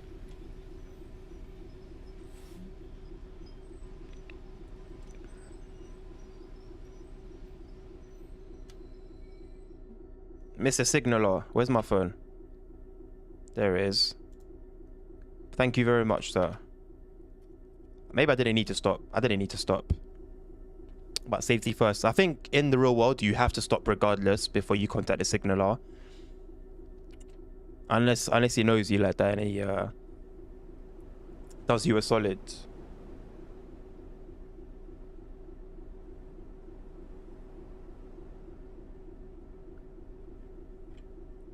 Yeah, and you barely work, innit? Yeah, fair enough then.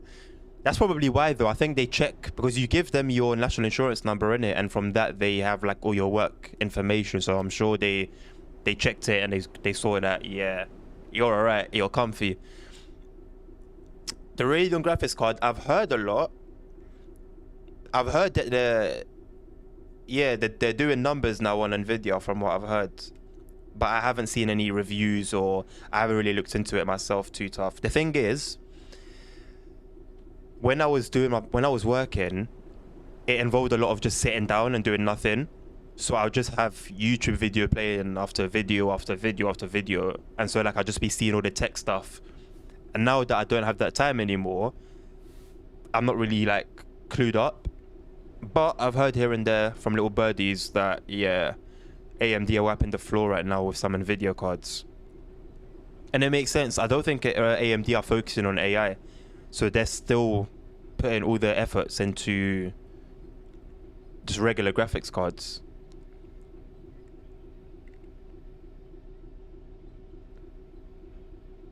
But I've had good experiences with them. So it's only right that, you know, they continue on the upwards trend.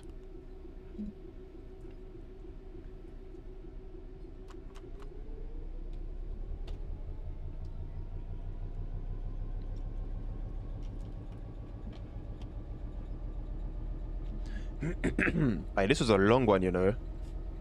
How long have I been streaming for? An hour and a half. And this is my first route. Hopefully the other one the other ones we'll be doing take place during the daytime. What's wrong with my speech sometimes? I completely bug out.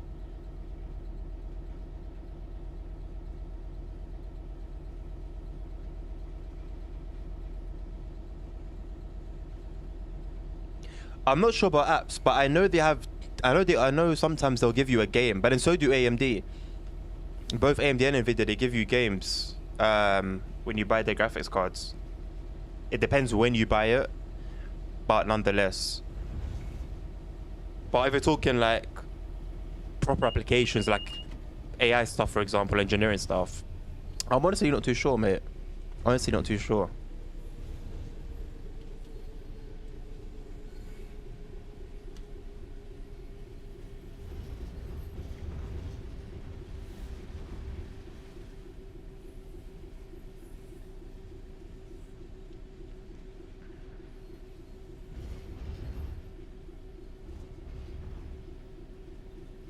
Oh yeah, Pong, there's also the northern layer from Glossop line.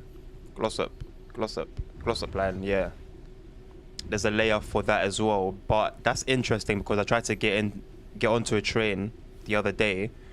I think it was at Doncaster, and I went through the train and just fell into the tracks. So it's there. Whether it's usable or not, God knows. All right, let's try and nail this. Imagine I mess up right now and go past the danger signal.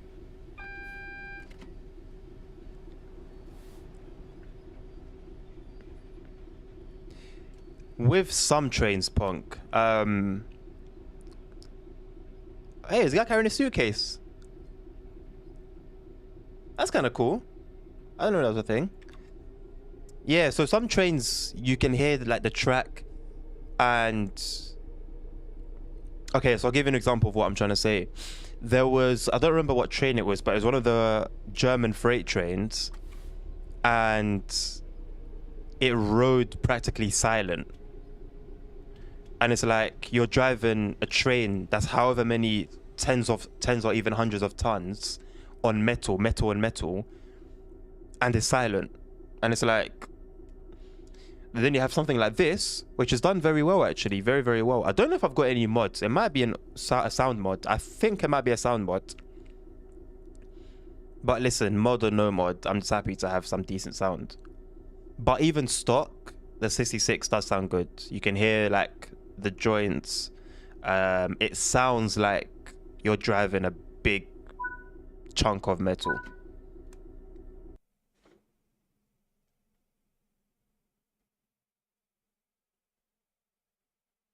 Yeah, especially when it comes to the German route that came out with TSW3 had that thing where they'd put the stop marker on the signal. So it's like if you go past the objective marker by like a foot, you spad, and yeah, the whole game is just over. And it's weird because in Train Sim Classic, that doesn't happen. You can, it's a setting where you can set, if you pass danger, the game stops. It ends your run. It's a setting. And if you turn it off, you can go right past the danger sign and danger signal and plow into wherever awaits you after the signal.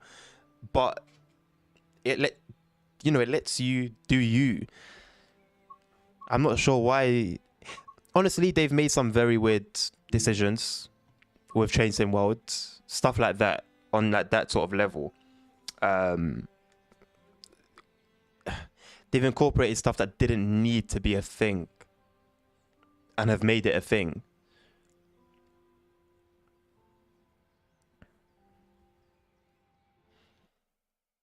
For Lima 10 East Midlands Gateway to Felixstowe North. Of course, we're only taking it down from Doncaster to Peterborough. Although this says Peterborough to Doncaster. Where on earth are we?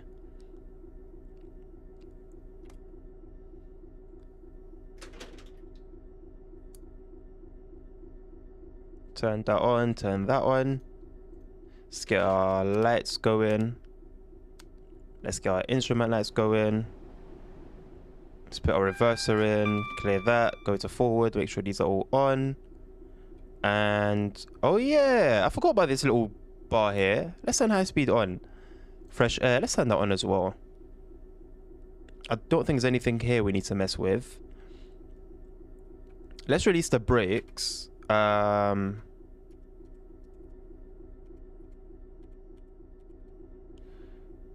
Let's put FOV back a little bit. That seems about right. Let's set our intensity to 0.33 as per usual. Our brakes should be automatically cut out, so we'll just need to release. We're making a stop on this one. Lights off. Right, let's see what we've got. So we are stopping. So yeah, we're gonna stop twice to let some trains through before we get to Peterborough. So we are at Doncaster. and this is going to be more of an interesting service. But see, this is the thing. So it's asked, so it's doing a stop at location. But what if I leave here late and that train that I'm meant to be pulling in for goes ahead of me? Would be cool if the dispatcher kind of like took that into account and then I didn't need to stop there.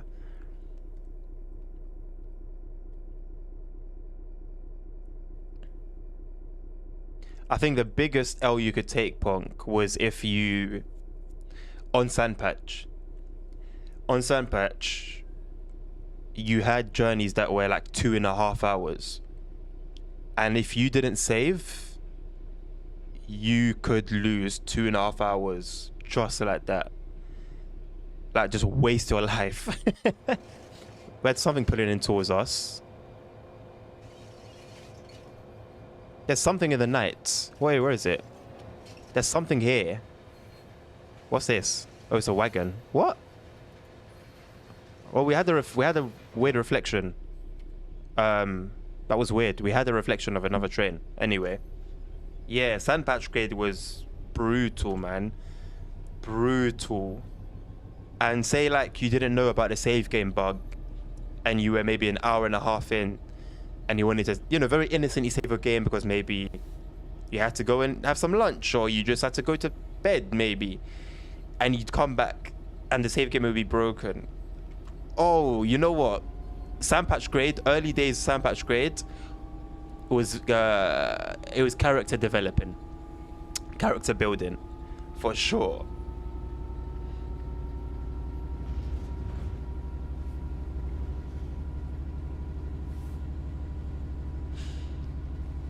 That's the beauty of it though, isn't it? It's that if you struggle with freight, you got passenger. If you struggle with passenger, you got freight. If you want to do some Steam, you got Steam. I am not looking forward to trying Steam. I can't have it over me and be scared of like trying it. I'm going to try it. It just looks so technical, man. I feel that way about Steam. But I'll tell you, something like, I know Steam will be, for someone who doesn't know how to drive Steam trains, once I master it, it'll be very, like, I'll feel like I would have achieved something. Same thing with PZB. When you learn how PZB works with German trains and German routes, it's a very satisfying feeling. And I think you'll get that with freight as well. Once you learn how to manage freight trains and the brakes and stuff, I think it'll feel good. But you just have to sort of be ready to put in the work and the time. And save a lot. That saved me. Just constantly saving. And start off slow as well. That's what a lot of people in the forums will tell you. Start off slow and know that you will be learning a whole new system, because the brakes don't operate like the brakes on a passenger train, even like if we're talking American passenger. There's a lot that goes into it. It's fun though. You'll have fun. I had fun driving American freight. I love it. I haven't driven any while though, so I'll probably be really rusty.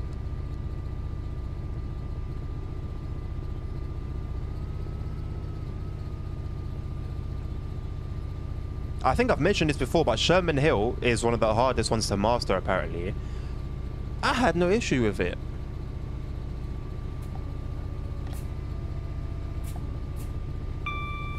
I loved Sherman Hill. Really enjoyed it. And it was the first time we got mile-long trains. It's a shame that we couldn't use track 3. So we lost some gameplay for that, but I loved it, man. And even the switching, there's some switching scenarios. I don't know if they're scenarios or just services, but there is some switching. That's fun as well. I never knew switching could be fun until I did it on Sherman Hill. Like in theory, it's so boring, but I really had a good time with it.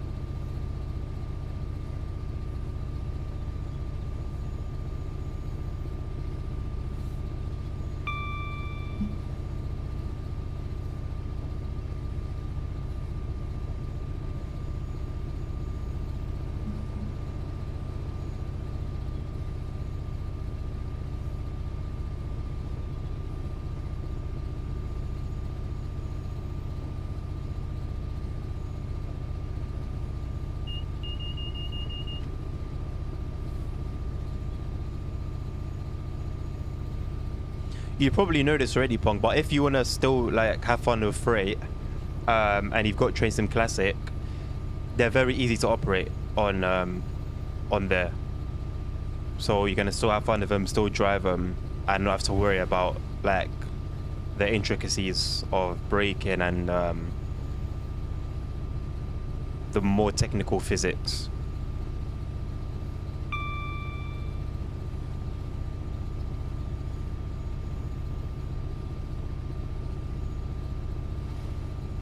Adam, how long are you going to be around for if we're still here and on stream? Let's link up, man.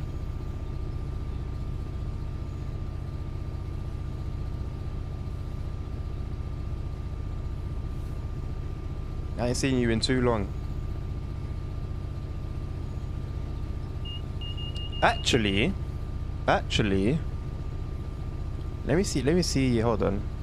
Let me see where you are usually, how far that is, because I'm going up north soon. I'm going up north on Friday. Okay, bet. Okay, cool. Okay, cool. Let me see exactly where it is. I'm going to be up north tomorrow, from Friday to Sunday, and then on the 1st of November, I'm going again. Let me see. Oh, you're far. You're far, man. I'm going to be in, yeah, I'm going to be near Birmingham later this week. And then I'm going to be on near the East Coast, near Lincolnshire, in a couple weeks. Oh, you were meant to go today then? Peak.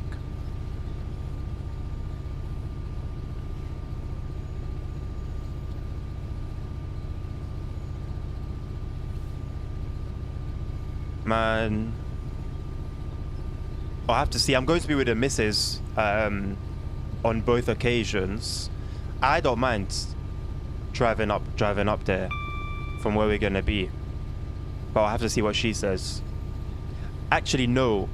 For the first one, actually no. I just realized no. I'm gonna be renting a car, and I've already paid. And obviously the dates, the return dates, and that are already sorted, so I'll be able to this time.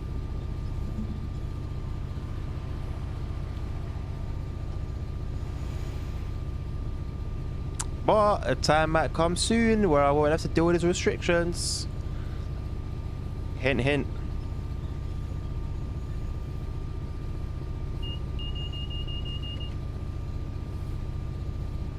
It's in God's hands. Let's see. I did not know you could double tap on Twitch to make the video full screen. Yeah. It's a myth, unfortunately.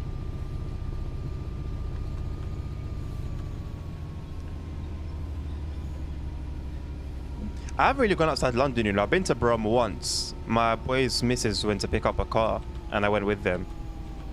That was like my first time outside. No, tell a lie. I think I've been to Northampton for work once, years and years ago, and I used to do hospitality.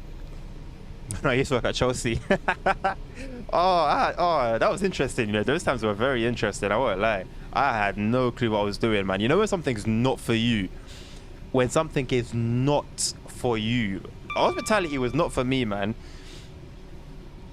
I don't mind. It's not the job itself. I don't have anything against like serving and waiting and waitering and stuff like that. But it wasn't for me. I couldn't balance a plate or like a plate of drinks for my life. I spilled gravy on somebody's trousers at a Christmas party. Oh yeah, man. It wasn't for me. It just wasn't for me. You know, I saw your football. You know, I followed it last year. I had an ultimate team. I should have shouted you, damn. I had an ultimate team. I done pretty well on my ultimate team. Not ultimate team. Fantasy league. My boys made a league, and they had like 10 of us in it. It was pretty fun. And I was going in, man. I had to watch football, so I'd know, like, I had to do my own research basically in it. I had a grand time. I won't lie, man. I enjoyed it. I really enjoyed it. Like for someone who's not the most clued up on football, I was doing very well. Like I put Ollie Watkins in my team before everyone else did, and I remember he gave me so many points. Almiron, like I put them man on my team early. Like I saw. The thing is, my boys would watch like highlights. When I say highlights, I mean the ones they put on YouTube. So like just the goals. Whereas I used to watch match of the day, so I'd watch like highlights of the whole match, then the breakdown from pros. So I'd get the lowdown, and it done me nice. It done me very well. I had a good time, man. But I realized like I was forcing it a little bit. You know when you do something that you don't really want to do, and you kind of try to push yourself to do it. So I thought to myself, I don't really want to do that, man. I tried. I gave it a go for a season. I enjoyed it, to be fair, but it took a bit of effort for me to enjoy it, if that makes sense. Like it wasn't natural. Same with F1. And you know me and my cars and racing and stuff like that, and I just couldn't get into F1. I watched it for a season. I even watched a season of Drive to Survive as well on Netflix, and like it was cool, but it just didn't really do it for me, man. Yeah. And I got a friend who I got someone I know who all he would talk about when we'd meet up is football. That's all he talk about. And I'm like, bro, I don't like. I'll entertain it for 5 minutes before I just my energy's just depleted. And yeah, couldn't do it, man. I tried. So I don't talk to him anymore because like I don't care about football, and all you care about is football, and we can't like. It's not it. I tried though.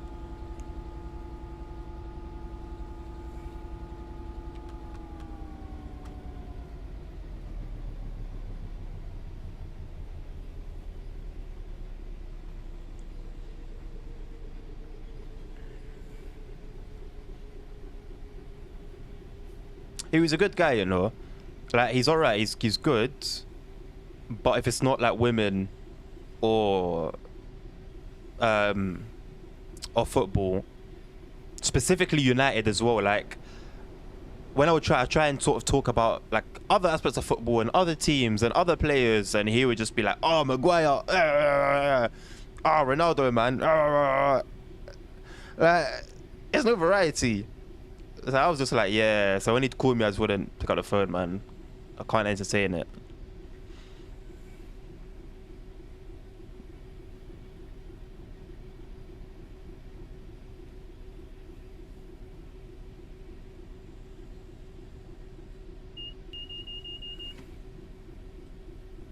Oh, we got a red coming up pretty soon.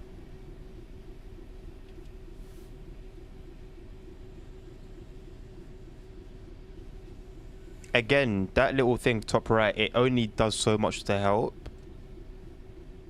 and it's so difficult to judge in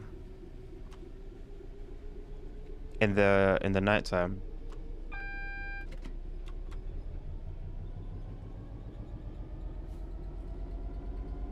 Yeah, but Adam, understand this, bro. Yeah, this was at the time that they made me depressed, and I don't know whether people think I'm joking or not or what. When I mention it, United genuinely, and I don't joke around mental health. United genuinely made me depressed, bro. Like, I can't explain how raw I'm being right now. And so that was why I watched football. Why I stopped watching football for like a few years, because it was just messing my mental health. Like I couldn't deal with it, bro. And like, my heart was in it too much. My heart was in it too much. They hurt me, man. That was the year before Ronaldo. No, a few years before Ronaldo came. So when like, let me say it like this, yeah. Peak Maguire. I'll put it like that. Peak Maguire. The Solskjaer era, like around those times. I couldn't watch football after that, man.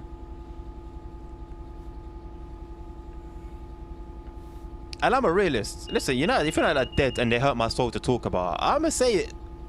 Like, I'm a critical person, and I'm a real person. So if something's dead, I'll say something's dead. United were dead. Dead. And right, I know they had a stinker a couple games ago. I forgot who it was against. I think they lost against Liverpool, right? Yeah, man. It's alright. United are a mid-table team. I've been saying this for years. Since I last watched them, I can't speak for present day, yeah. But from like last season's performance, they showed they were a mid-table team. I won't lie. They had a good run. Don't get twisted. Obviously, they finished high. Like, cool, fair play. You know, numbers don't lie at the end of the day. But in my opinion, they're a mid-table team.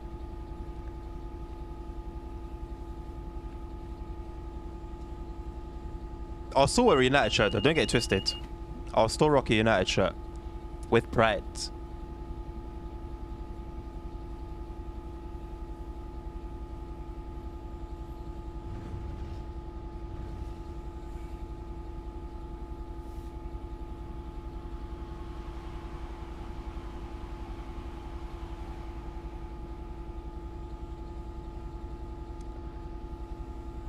Chelsea last season, yeah. I'll save you. I'll save you face. I won't talk. I won't say anything. Still,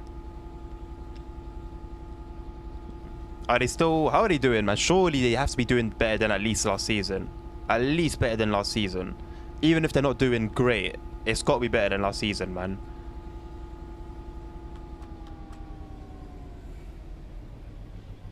Super Frankie Lampard. He did well, didn't he? No, you know what? I watched his he done an interview with Stephen Bartlett. And I watched it and like I understood it still. I understood it. I'm not gonna diss him. I understood. He dropped some info on that interview still. Anthony Ivan Toney as well. He done an interview with Stephen Bartlett and yeah, his story's kind of peak. I won't even lie. I was so shocked, you know, because I didn't know that they dropped him, and I still had him on my ultimate team. So he just wouldn't get me points, and I'm like, and he was like Reds. No, I keep calling it ultimate team, fantasy Premier League, fantasy team, fantasy league, whatever it's called. And he was red for time, and I was like, why? Like, this guy's sick. I'm not taking him off my team. And then I read about it, and I was like, huh. That's why. That's why he ain't getting me points. Oh, you lot are 11th. Jesus, man. Prem's been going on since August. Like, pattern up, man. Newcastle are back doing well, apparently. I saw it on the newspaper. That's literally like my only source for football now. I'll just see like bits and bobs here and there.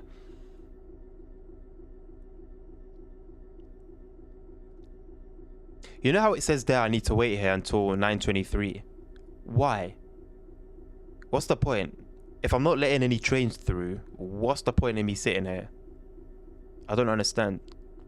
There was this thing, it happened in the German route as well. I pulled over on the siding for 9 minutes. 9 minutes. And nothing went past. I just sat there until the timer went and then I left. Oh, of course. Yeah, I forgot they got bought out by Saudi. Yeah. Yeah, I forgot about that. I was saying it, man. I was like, they're doing so well. This time last season when they started blowing up, I think, in November. It was just before Christmas. Like late October, early November, they started doing crazy. And to be honest, the Premier was just lit because there were so many games in 1 week. You have like 2-3 games a week. The Premier League was in a good place, man. Well, good times. The World Cup came clutch. But yeah, I was saying if these guys are doing well, look, now I need to wait until 9:31. What's going on? I could wait or I could speed up time, but if I speed up time, it might mess with the timetable. I need to take a toilet break actually as well. So it came at a good time. Yeah, man, I was saying if these guys are doing well now with Almiron, with I forgot the names now. That light skinned fella, the one with the funky hair. I actually forgot the names. Damn, my brain just doesn't retain information. Jesus. I was saying if their team was looking like that then, and now they've got money, yeah, they might become a new city. I called it them becoming a new city. And I don't know what's going on, but I think I'm going to stand on that word still. As soon as you get Saudis in, it's peak. Because even football players are going to know okay, even if they don't have a solid team right now, they got the money for it and they will spend and they're not scared of spending. So I'm gonna come to this team, solidify my spot, and wait for world-class players to join me. It's peak, bruv. It's actually peak. Let me use the bathroom quick and I'll be back. I shouldn't be too long.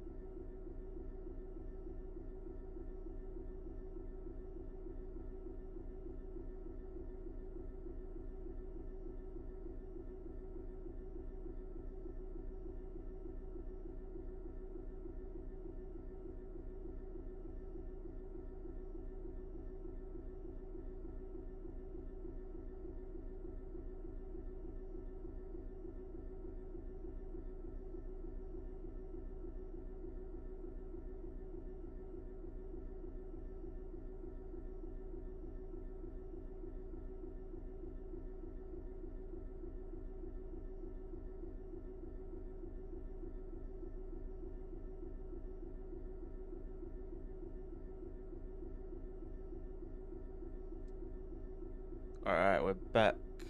Back like we never left. It's kind of cold, man.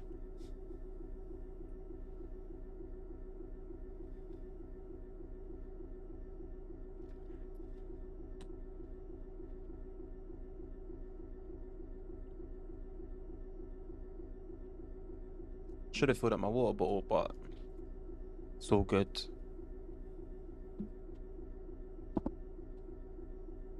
I feel like my microphone is connected. It just went like weird. Should be alright though.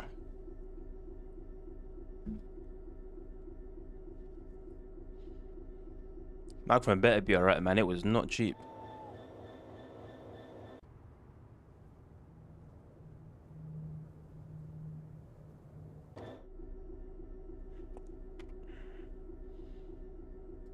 Has anything overtaken us?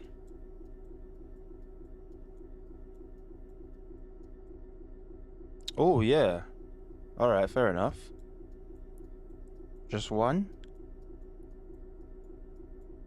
Just the one. It looks like. Yeah. Let's see if there's anything else. Where are we?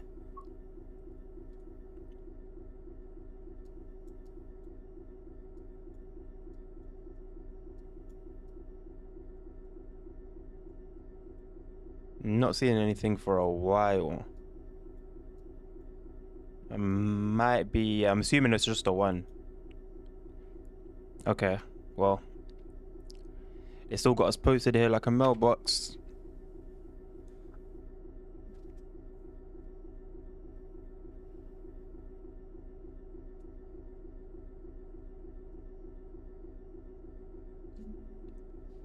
If I don't get any requests by the time I'm done this route, I'll probably call it there after this one. These routes are long. Not that I'm complaining though.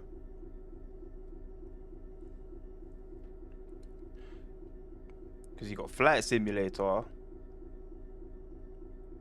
And that's the long. By the time you got a 1-to-1 scale of the world, you know it's different.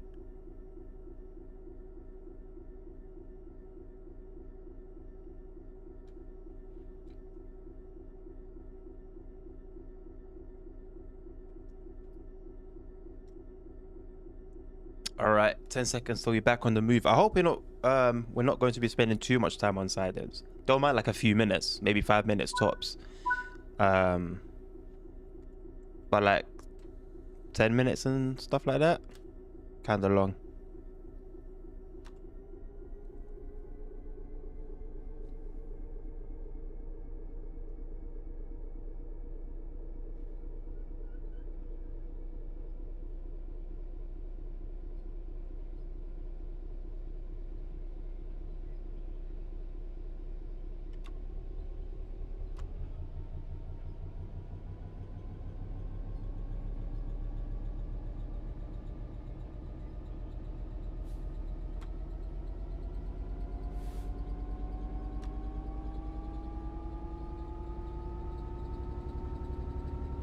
I'm seeing cars crossing in front of us. What's going on?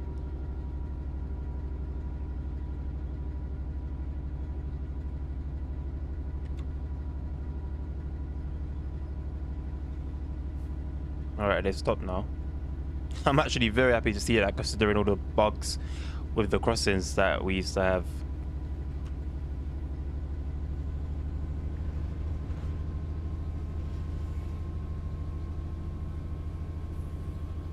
I'm liking that it was smart enough to know to have the barriers open.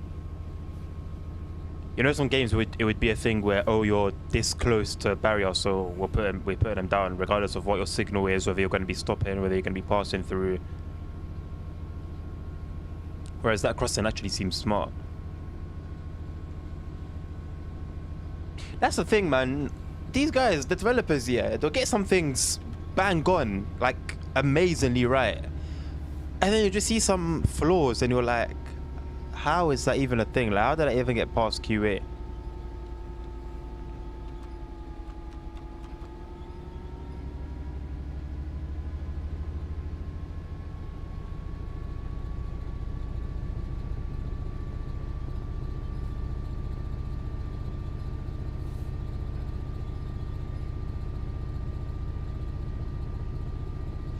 I wonder how long it's going to be between our next stop and Peterborough. Actually, we're due in... Oh, snap, it's an hour. We're due in to Peterborough an hour off, so we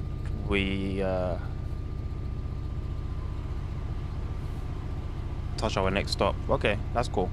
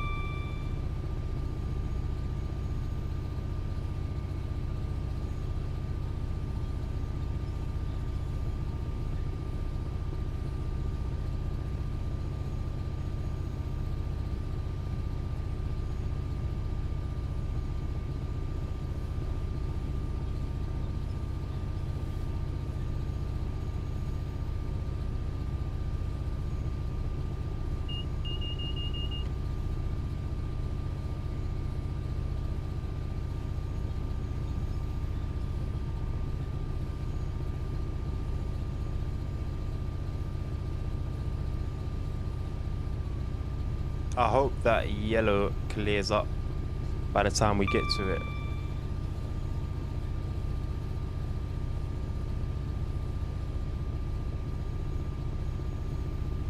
Yeah, lovely.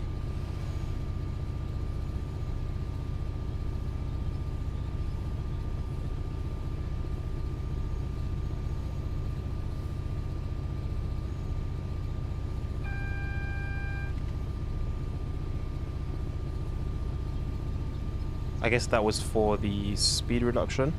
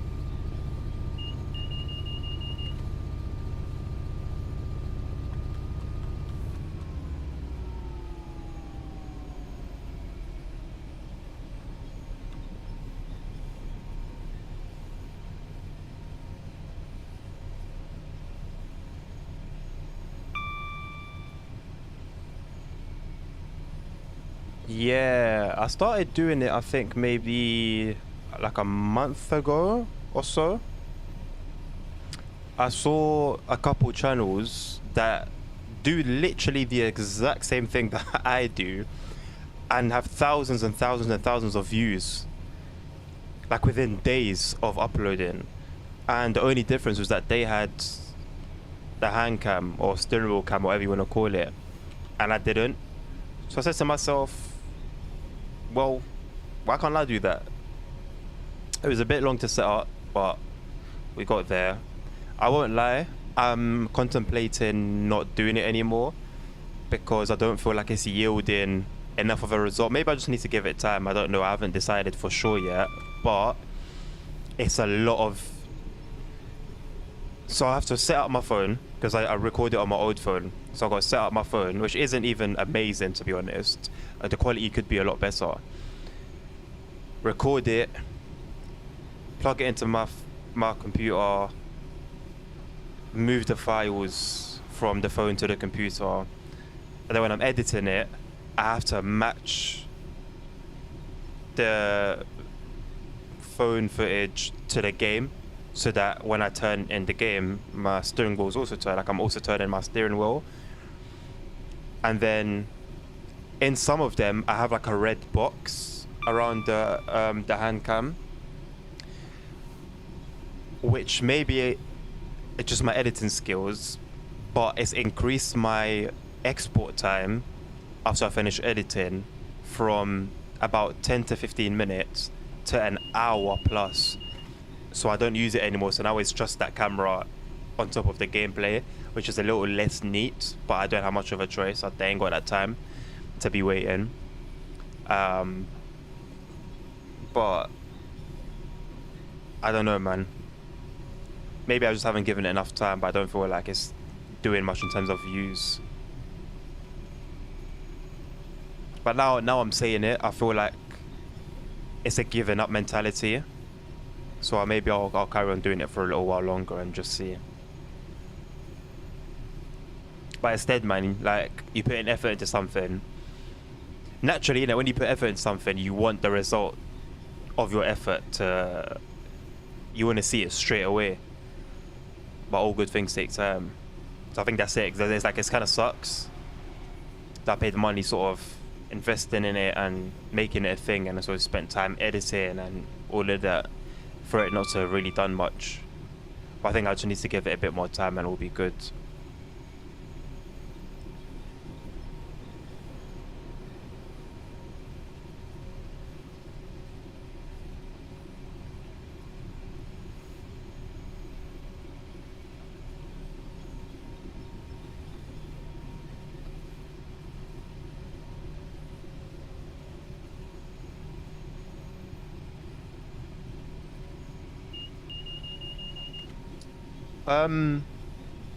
Are you playing CS2? CSGO 2? I haven't tried it yet. I haven't played CSGO since the last time we played together. That's like over a year ago now, isn't it? I think.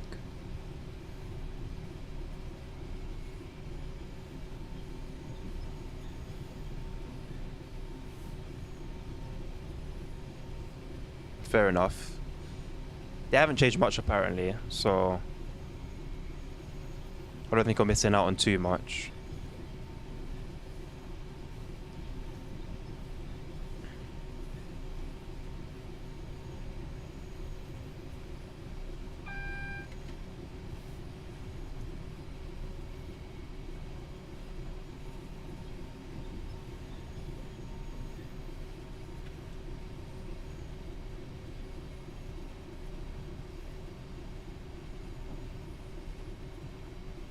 Do you play anything at all nowadays, or are you like Overwatch? I watched gameplay of that recently. The Sidemen, I say recently, they played it a while ago, but it was on the More Sidemen channel. And I won't lie, they made it look live. They made it look so sick. And then I regretted like never having gotten into it. And I feel like I feel like a game like that, if I get into it, it'll be dangerous. I won't be able to stop playing it. but there's too much like it's reached that point where people now know the exact corner to hide in and where exactly to aim at and all of that, and like I don't know, CS:GO is like that. Kind of still is. So now like you can't like I have to be a pro basically if I want to play it. That's the thing as well, yeah, if you actually have people to play with.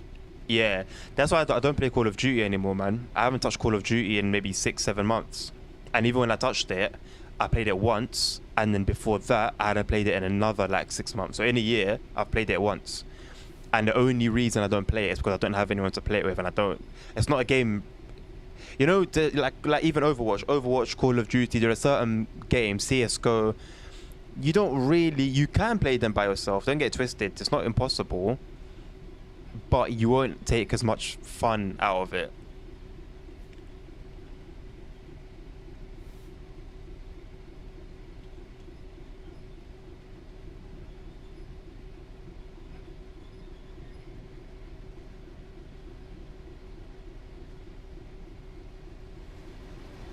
But yeah, you've been an Overwatch boy. You've been Overwatch for a long time, so you're probably some like they've got ranks in it like platinum, diamond, gold, like similar to Overwatch, from what I remember. Yeah, so I do not want to come up against you, boy.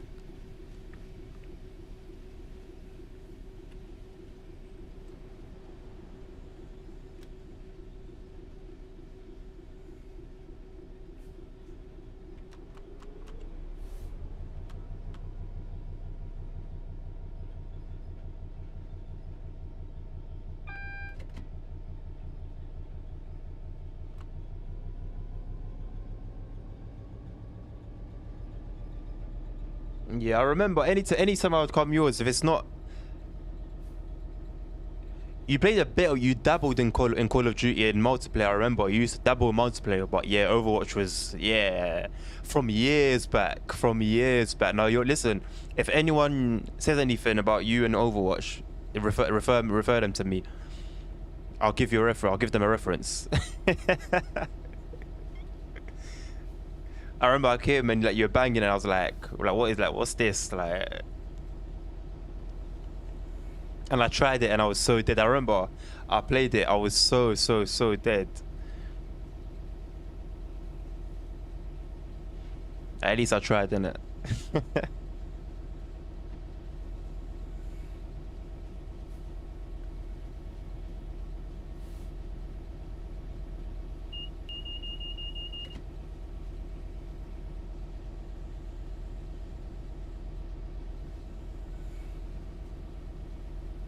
Oh, yeah, I hit 1,000 subscribers, by the way, bro. I think it was early last week during the stream. I hit 1,000 subs. So I'm not sure what to do. As like I want to do a special for it, like a special video. Not that it will be anything crazy, the video itself, but I want to do like either a giveaway or some crazy like long stream. But I think I don't really get people watching my stream, so it won't like no one will care if I just say, oh, I'll do a 12-hour stream, I'll do a 24-hour stream. Nobody will give it to us, nobody will come. So I feel like probably a giveaway might work best of one of the like the games I do on the channel. Or I really don't know, man. I'm gonna ask ChatGPT. See what ChatGPT says. What should I do for my 1,000 subscriber special? Love, man, appreciate it, thank you.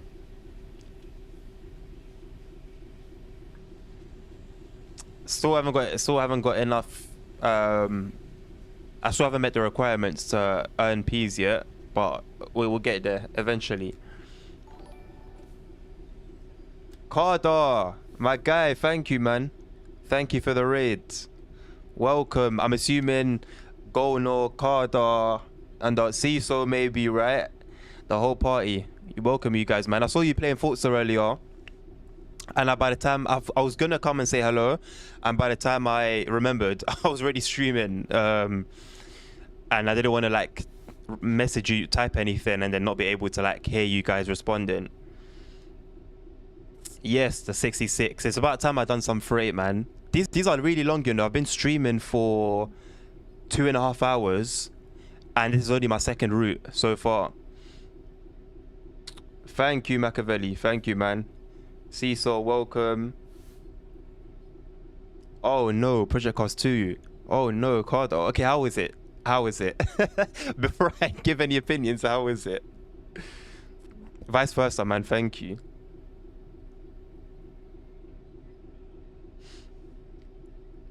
Yeah, Adam, ChatGPT is very forward, man.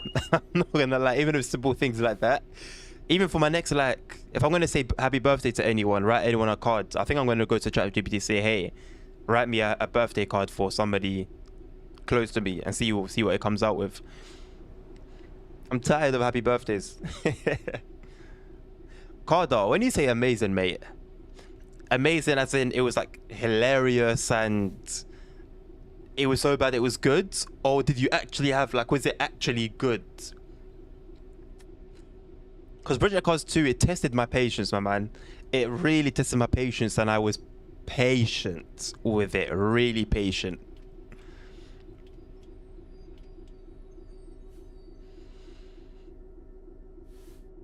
The only thing that kept me going with that game was the career, because like I said, of course, I didn't really have a good career mode.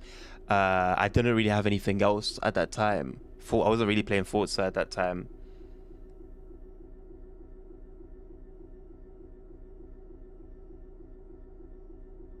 A talking pit crew in Project Cars 2, is that a mod? Because I know you can get like a mod for Assetto Corsa where you can get like a spotter and stuff like that. So is it like that?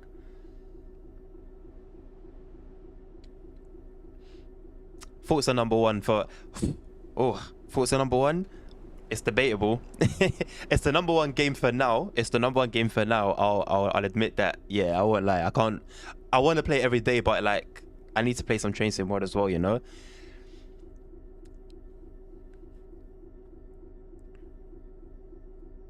Right. I wish I could enjoy this train in the I'll give you guys some light. I know it's very dark. I wish I could play it in the daytime. Both the route I did, the run I did before this, and of course this one, have just been in darkness, which kind of makes sense. It makes sense. But from what I know, this route does run quite a lot of freight during the day as well.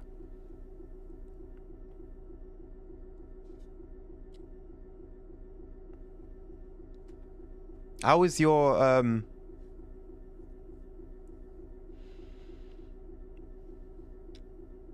You haven't been on Train Sim mode for a while, haven't you? I was gonna say how's your experience been recently, but I haven't seen you play it much.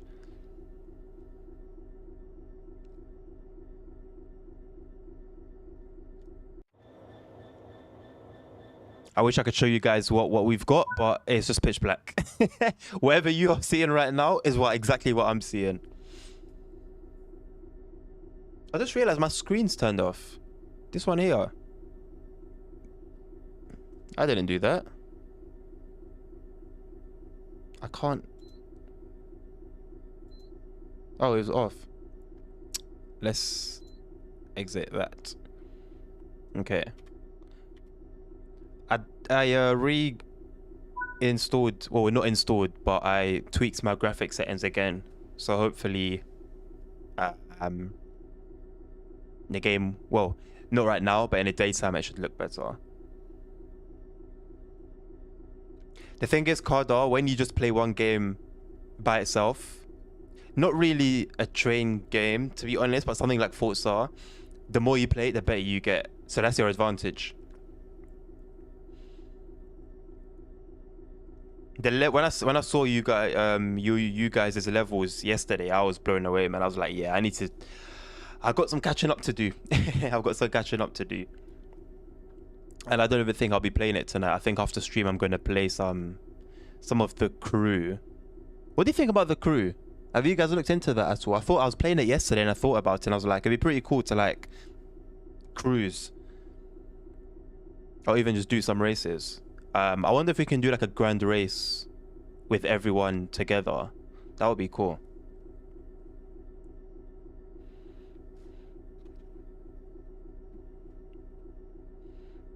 Thank you, Mecca. Thank you, Mecca.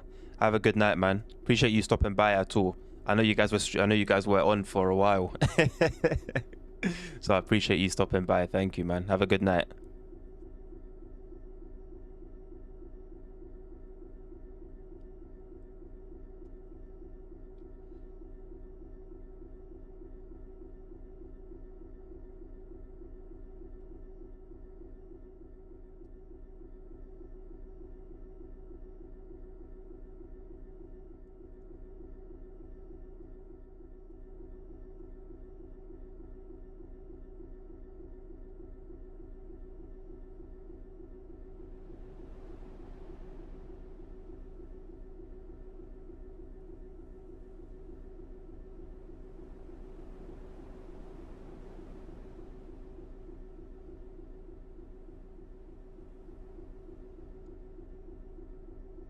Can we change our braking system from passenger to goods? I don't think so. I know it wasn't a thing on Train Sim World 3. Damn, that's fast. Jesus. That is quick. When they're coming the other way, you don't really feel it.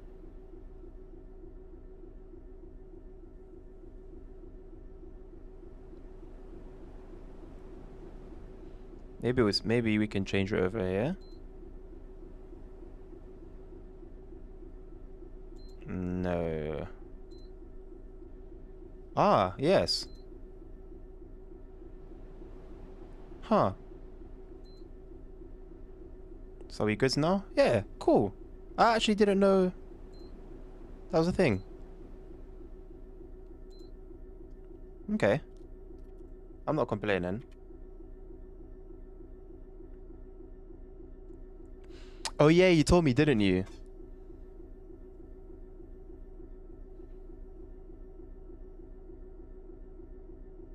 I heard something about that. It was around the time, I think, when the third one came out, that they removed number 2. I remember hearing about it around that time. Whether it was at that time they were going to do it or whether they had already done it, I'm not sure. But yeah, I remember something like that. Funny that, innit? Like, what did it cost them to just have it available? And 3 stank. 3 stinks compared to number 2, man.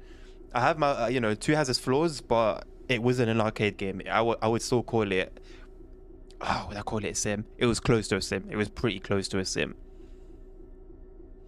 Man, the Crew 2. I wish there was a way for you to try number 3. There's a trial. You can, I think you can trial the Crew. If you download Ubisoft Connect, I believe there's a demo for it. It's worth a try, man.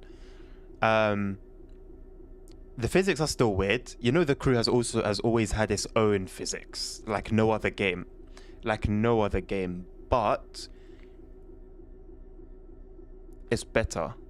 That's all I can say. And if you have a steering wheel, you'll enjoy it even more. So I still recommend trying it, man. I still recommend trying it. I won't lie.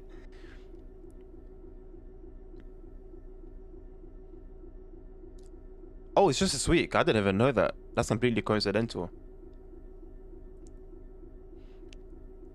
Fair enough. Fair enough.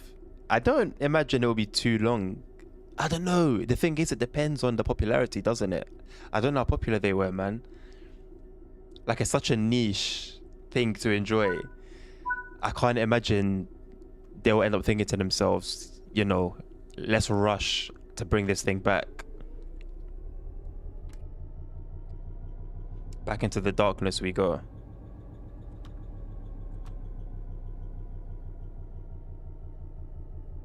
I don't know if you guys can see it on stream or if the quality will allow, but my left window, not the shadow, but there are lines on the window itself. You can't see them very well. And they were like dancing, even though the train wasn't moving.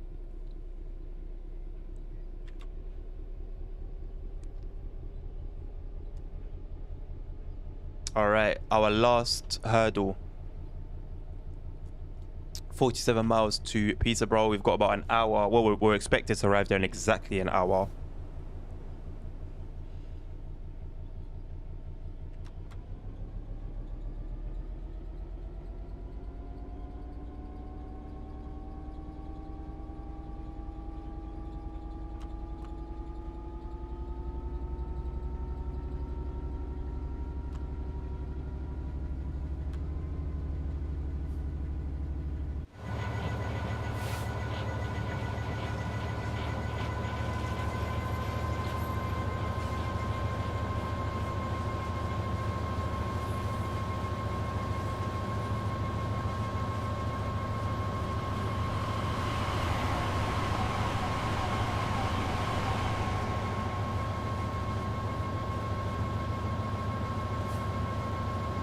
Norfolk Southern, you're sick.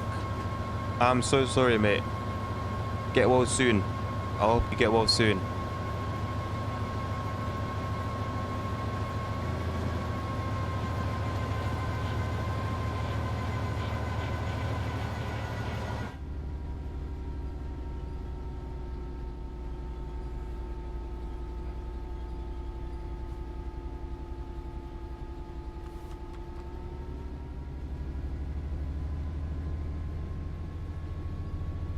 You're welcome, my man.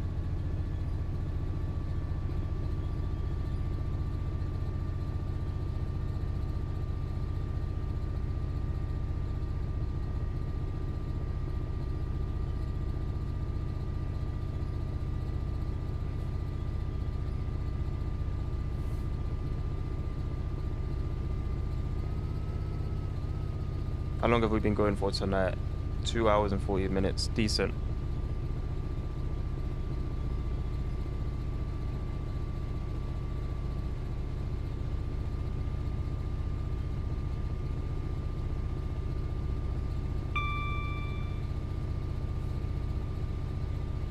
So realistically, we shouldn't have to stop at any we shouldn't even have any yellows in front of us, to be honest. At the speed that the 801 was going, yeah, we've long left him left. He's long left us behind. We haven't left him anywhere.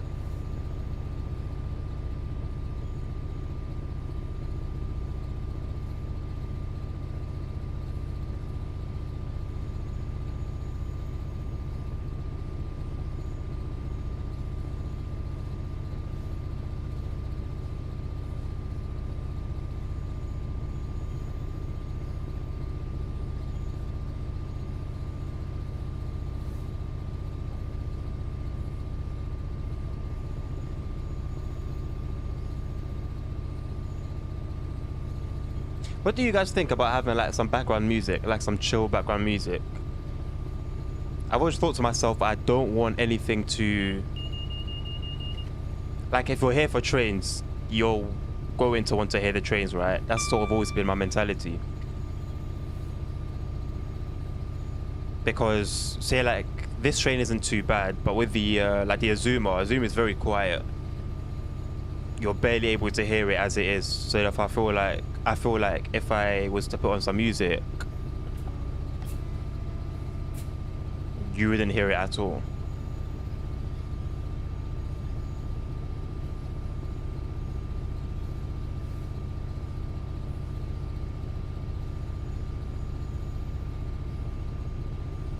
I wonder how different the braking's going to be now. I've never done a comparison between goods and passenger brakes on this unit.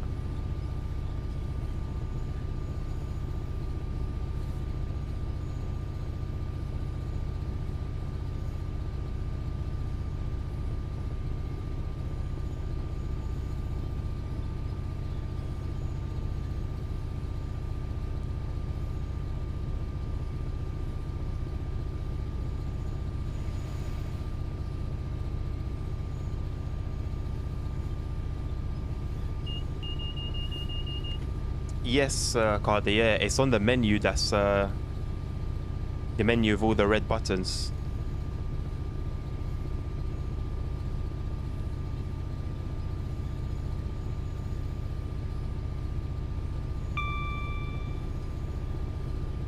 Going to mute myself so you guys aren't all up in my business.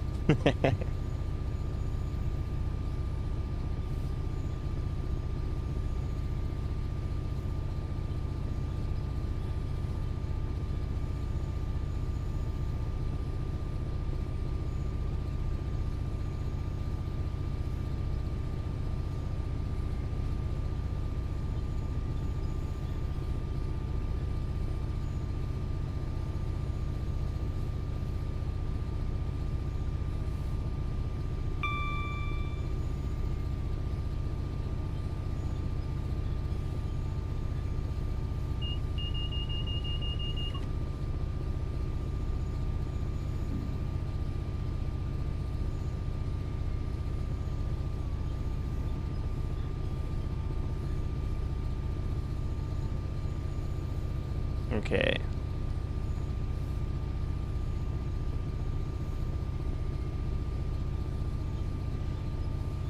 Yeah, I'm assuming the ability to change the brakes from goods to passengers or vice versa.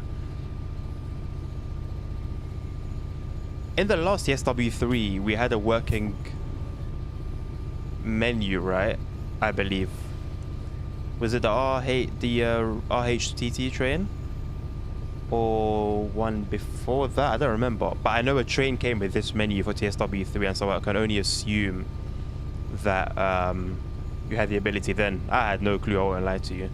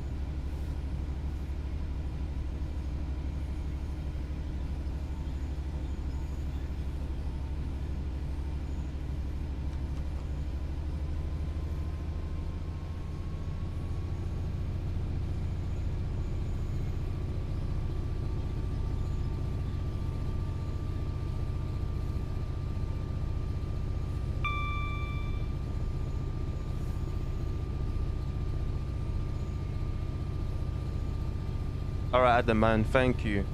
Have a good night, my bro. Nice talking to you, man. It's been a minute.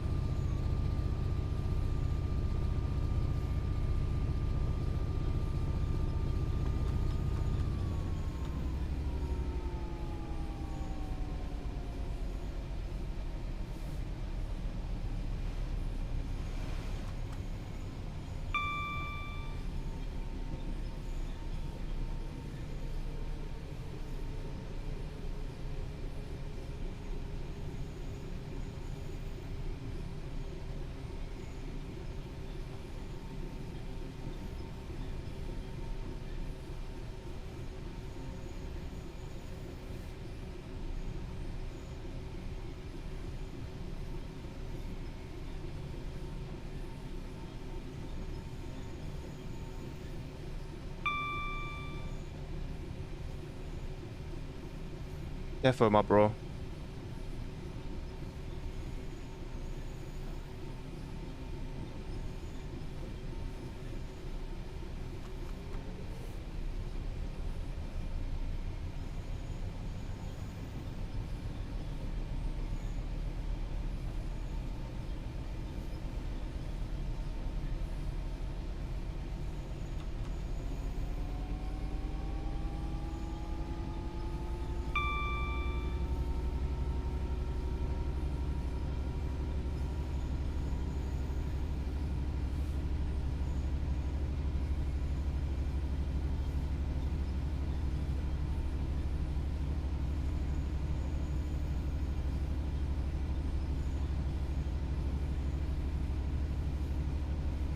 Carter, what time? Will you? Oh, let me ask first. Will you guys be playing some Forza tomorrow? And then I can ask what time. Tomorrow's going to be a Forza day for me on stream.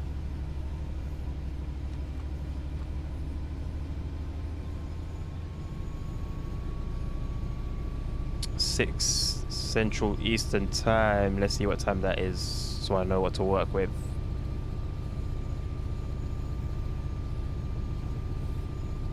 So that's an hour ahead. So 5 o'clock British time. Okay.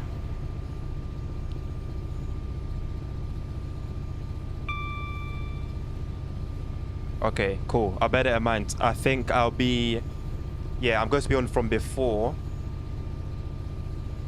Because at 7:15 Central Eastern Time, I'm going to be heading off for a meeting. So I'll be playing from before, and then I'll finish up with you guys basically before I go.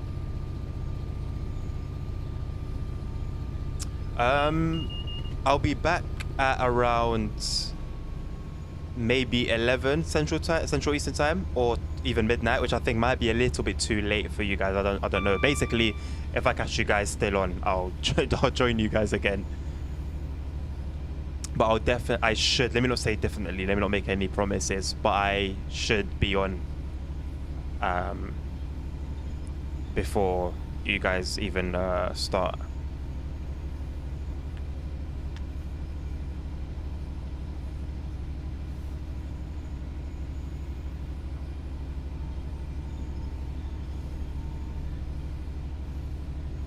Are there any cars that I should be aware of yet? Have you guys made any plans with what we'll be driving?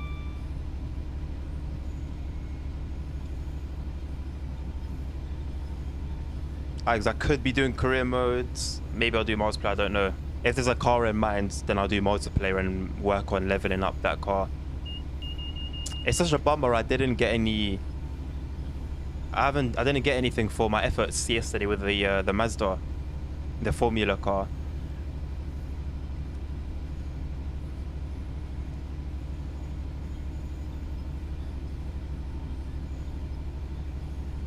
I think that championship anyway is only up for like 2 more days, I believe.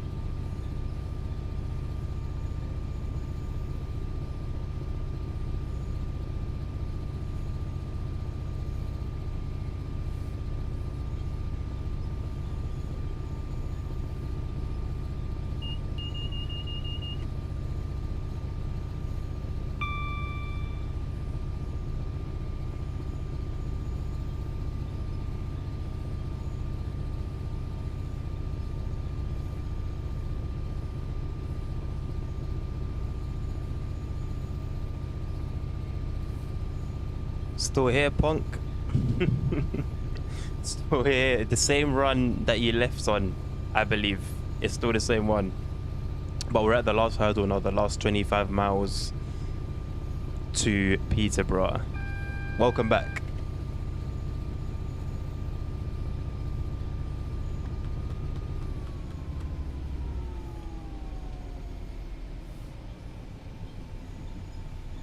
I don't think you've missed out on much. Yeah, man. Yeah. I think it's a 2-hour one. I guess we'll see at the end when it shows us our statistics. But I think it's a 2-hour run.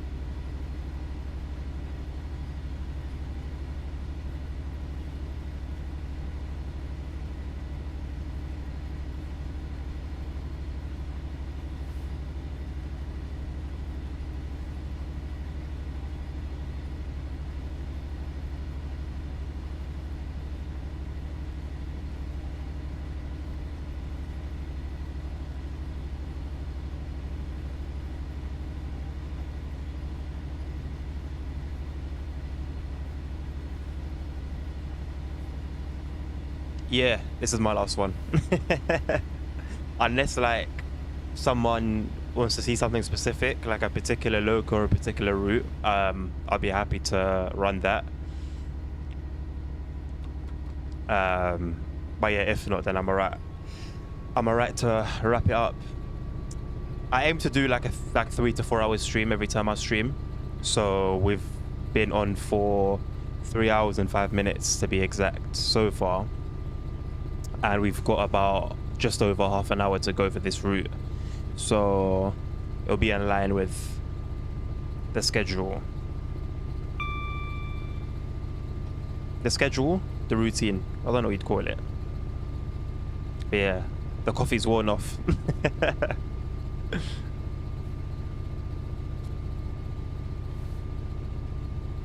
Thank you, man. You know what it is, yo? Well, this is an assumption, but I assume it's a good stream because I had a lot to say. Like, I feel like when I'm quiet, I don't know. Some people like that. Some people like it to be chilled, laid back, etc. Some people like talking. Each one to their own. I talk when, one, I've had coffee. Two, if there's like some, I don't know, some news to talk about, something that I can find to talk about. Or three, if people talk. If people talk in the comments on YouTube, on Twitch, gives me something to talk about. A lot of the time it's quiet, so usually, honestly, when there's like nobody watching, I'll even turn my camera off and then I'll just leave like the game running. And I'll respond if people talk. My microphone will be on, but I usually just turn off facecam. Thank you, man. I appreciate it. Yeah. I don't know who I said this to earlier, but I said a train sim is not one of the games that you'll be shouting and screaming and doing like shocked face thumbnails for. It's pretty laid back. So that's the thing, like you can get away with just being chill.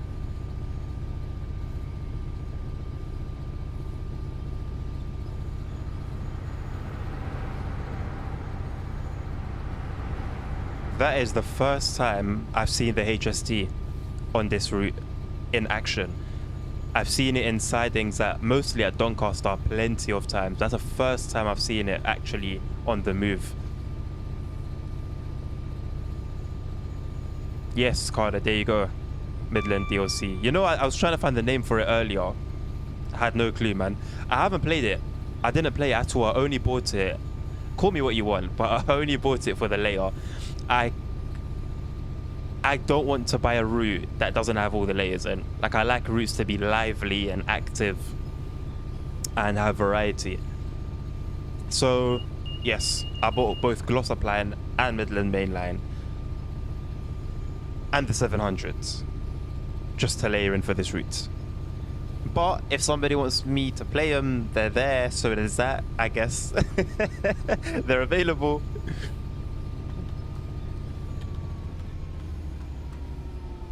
So yeah, it's good to see, what's the word? Value for money. My lips are dry.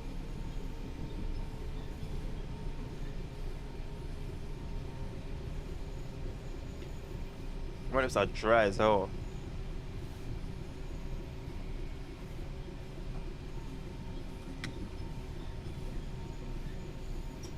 Thank God I ain't got like a Sony or a Canon pointing at me.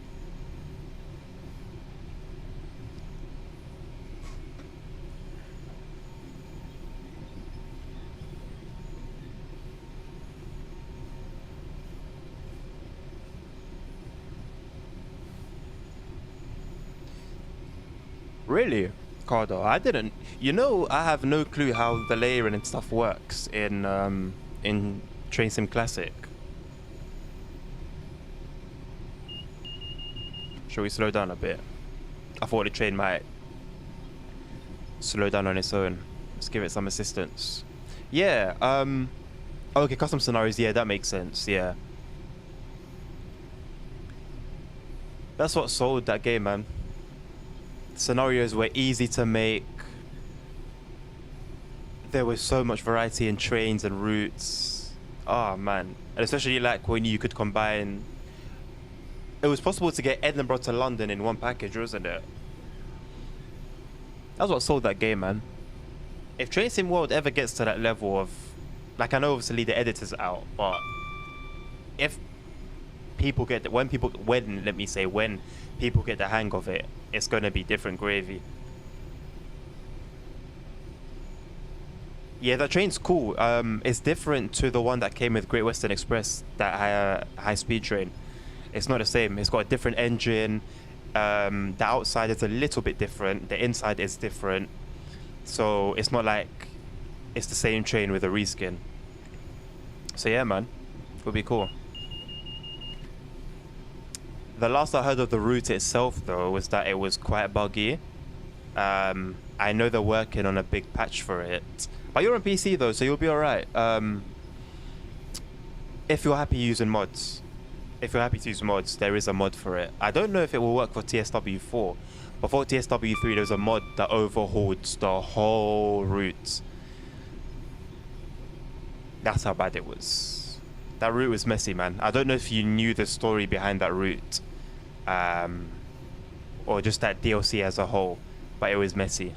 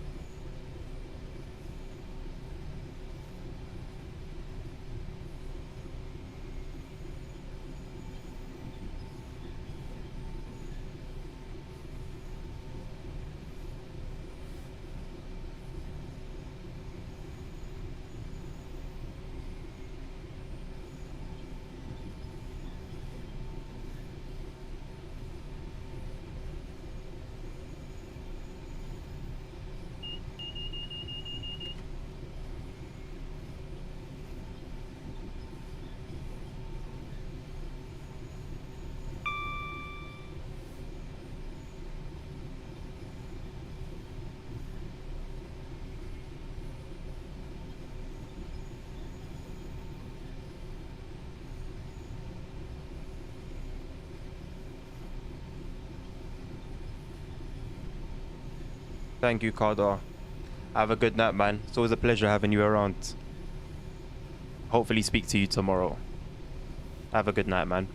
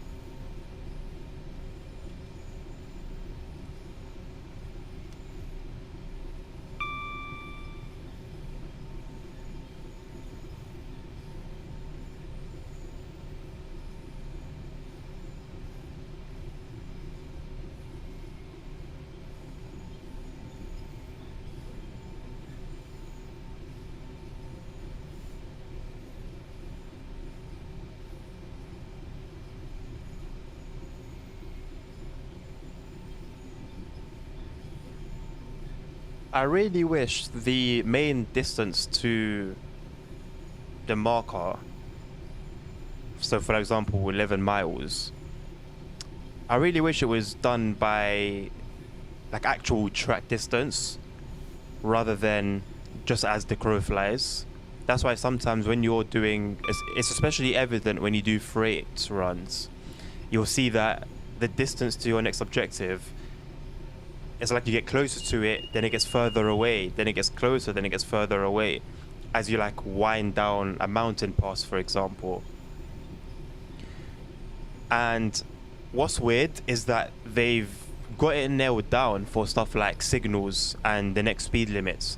When you enable the distances to those, it shows it fine, like distance, track distance. But for some reason they can't get it done with the main distance marker.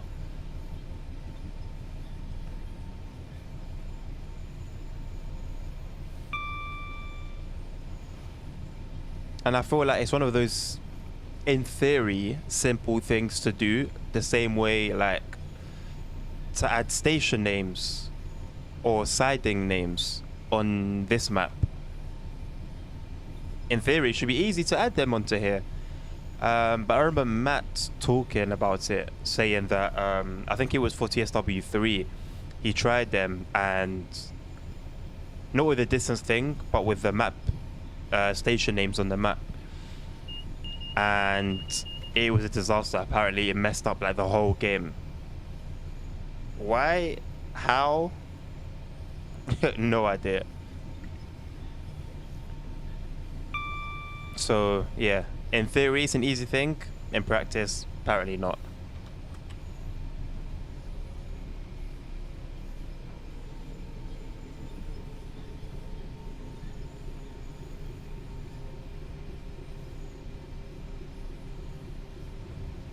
Right, 8.5 miles to go. We're getting there. We're getting there.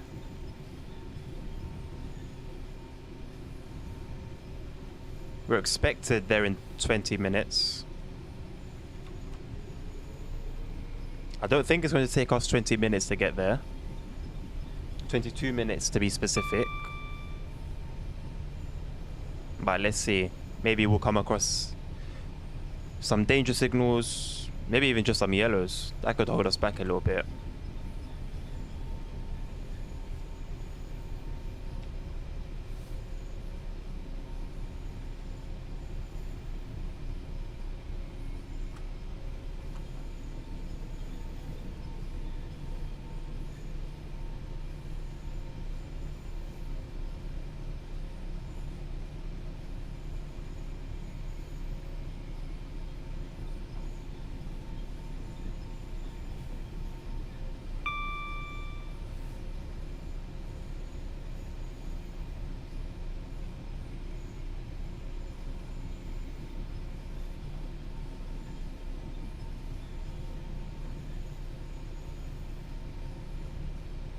We're doing about a mile a minute. I don't think it's going to take us 20 minutes.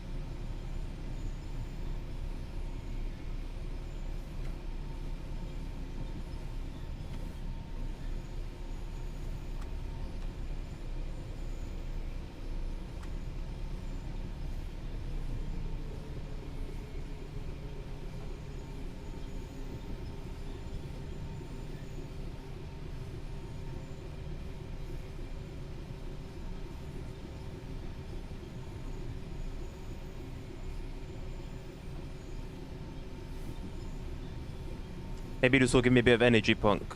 And that's pizza.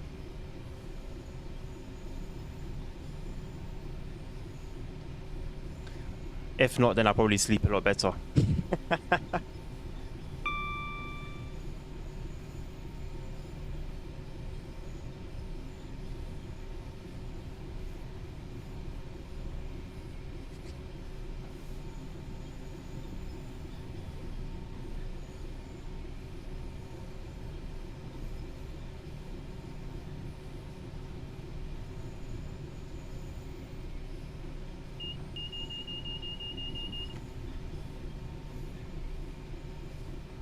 I'm going to hide behind my voice while I indulge in my pizza.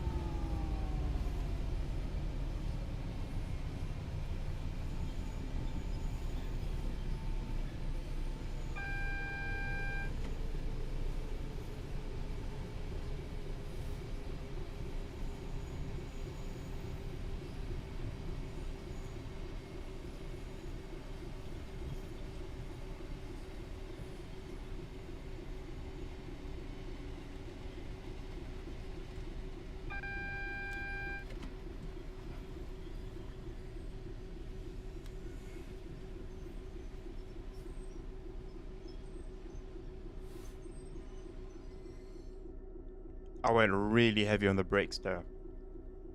I noticed the danger way too late. So hopefully it shouldn't be too long for the brakes to release, if not already.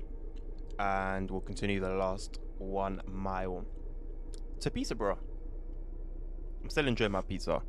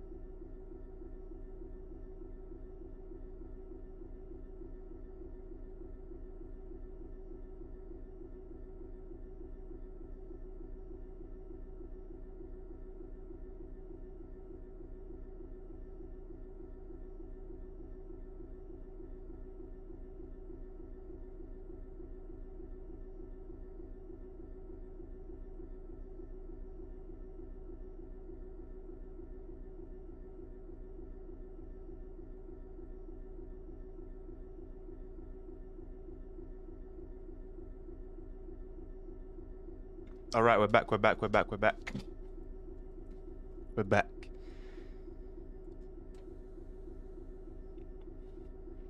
My train started rolling as well. That could have been bad. I actually genuinely thought about that before I left. I was like, it'd be really unfortunate if my train started rolling forward and I wasn't there to do anything about it.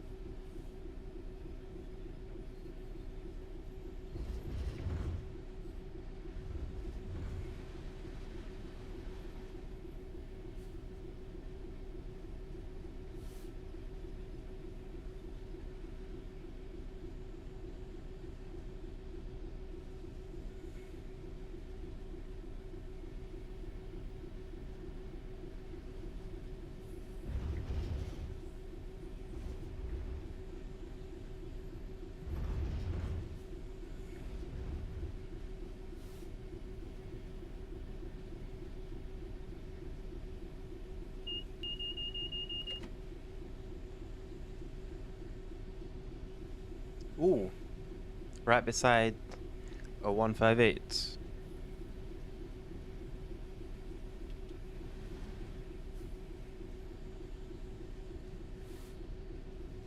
We just ignore the bunched up crowds. Maybe they're coming from a football game.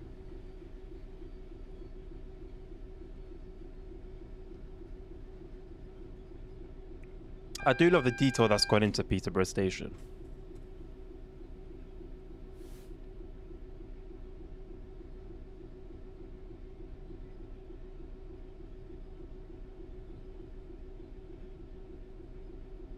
Glad to see the sandwich shop still open at midnight.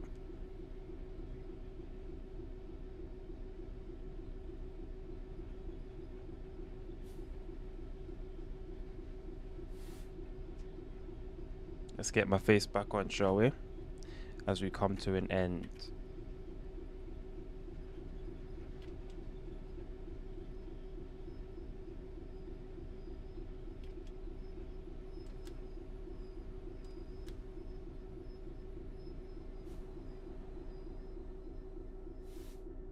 Almost perfect. We'll wait until 11:02. Nah.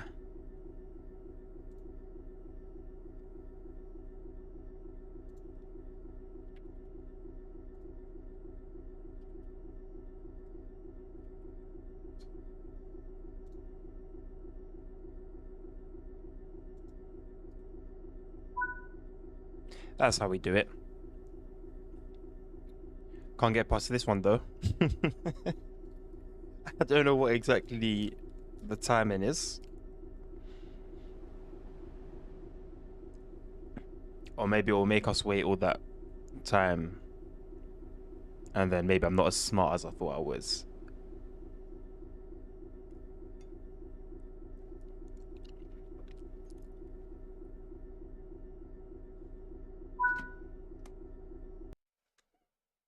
Why we waited, I have no idea. So yeah, 2 hours on the dot, punk. 2 hours on the dot and 31 seconds. So yeah, that was quite something.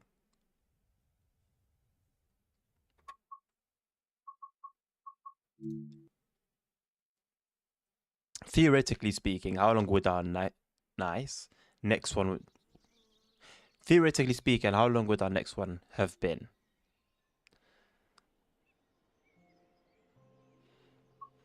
It's just hit midnight, so I've got an excuse.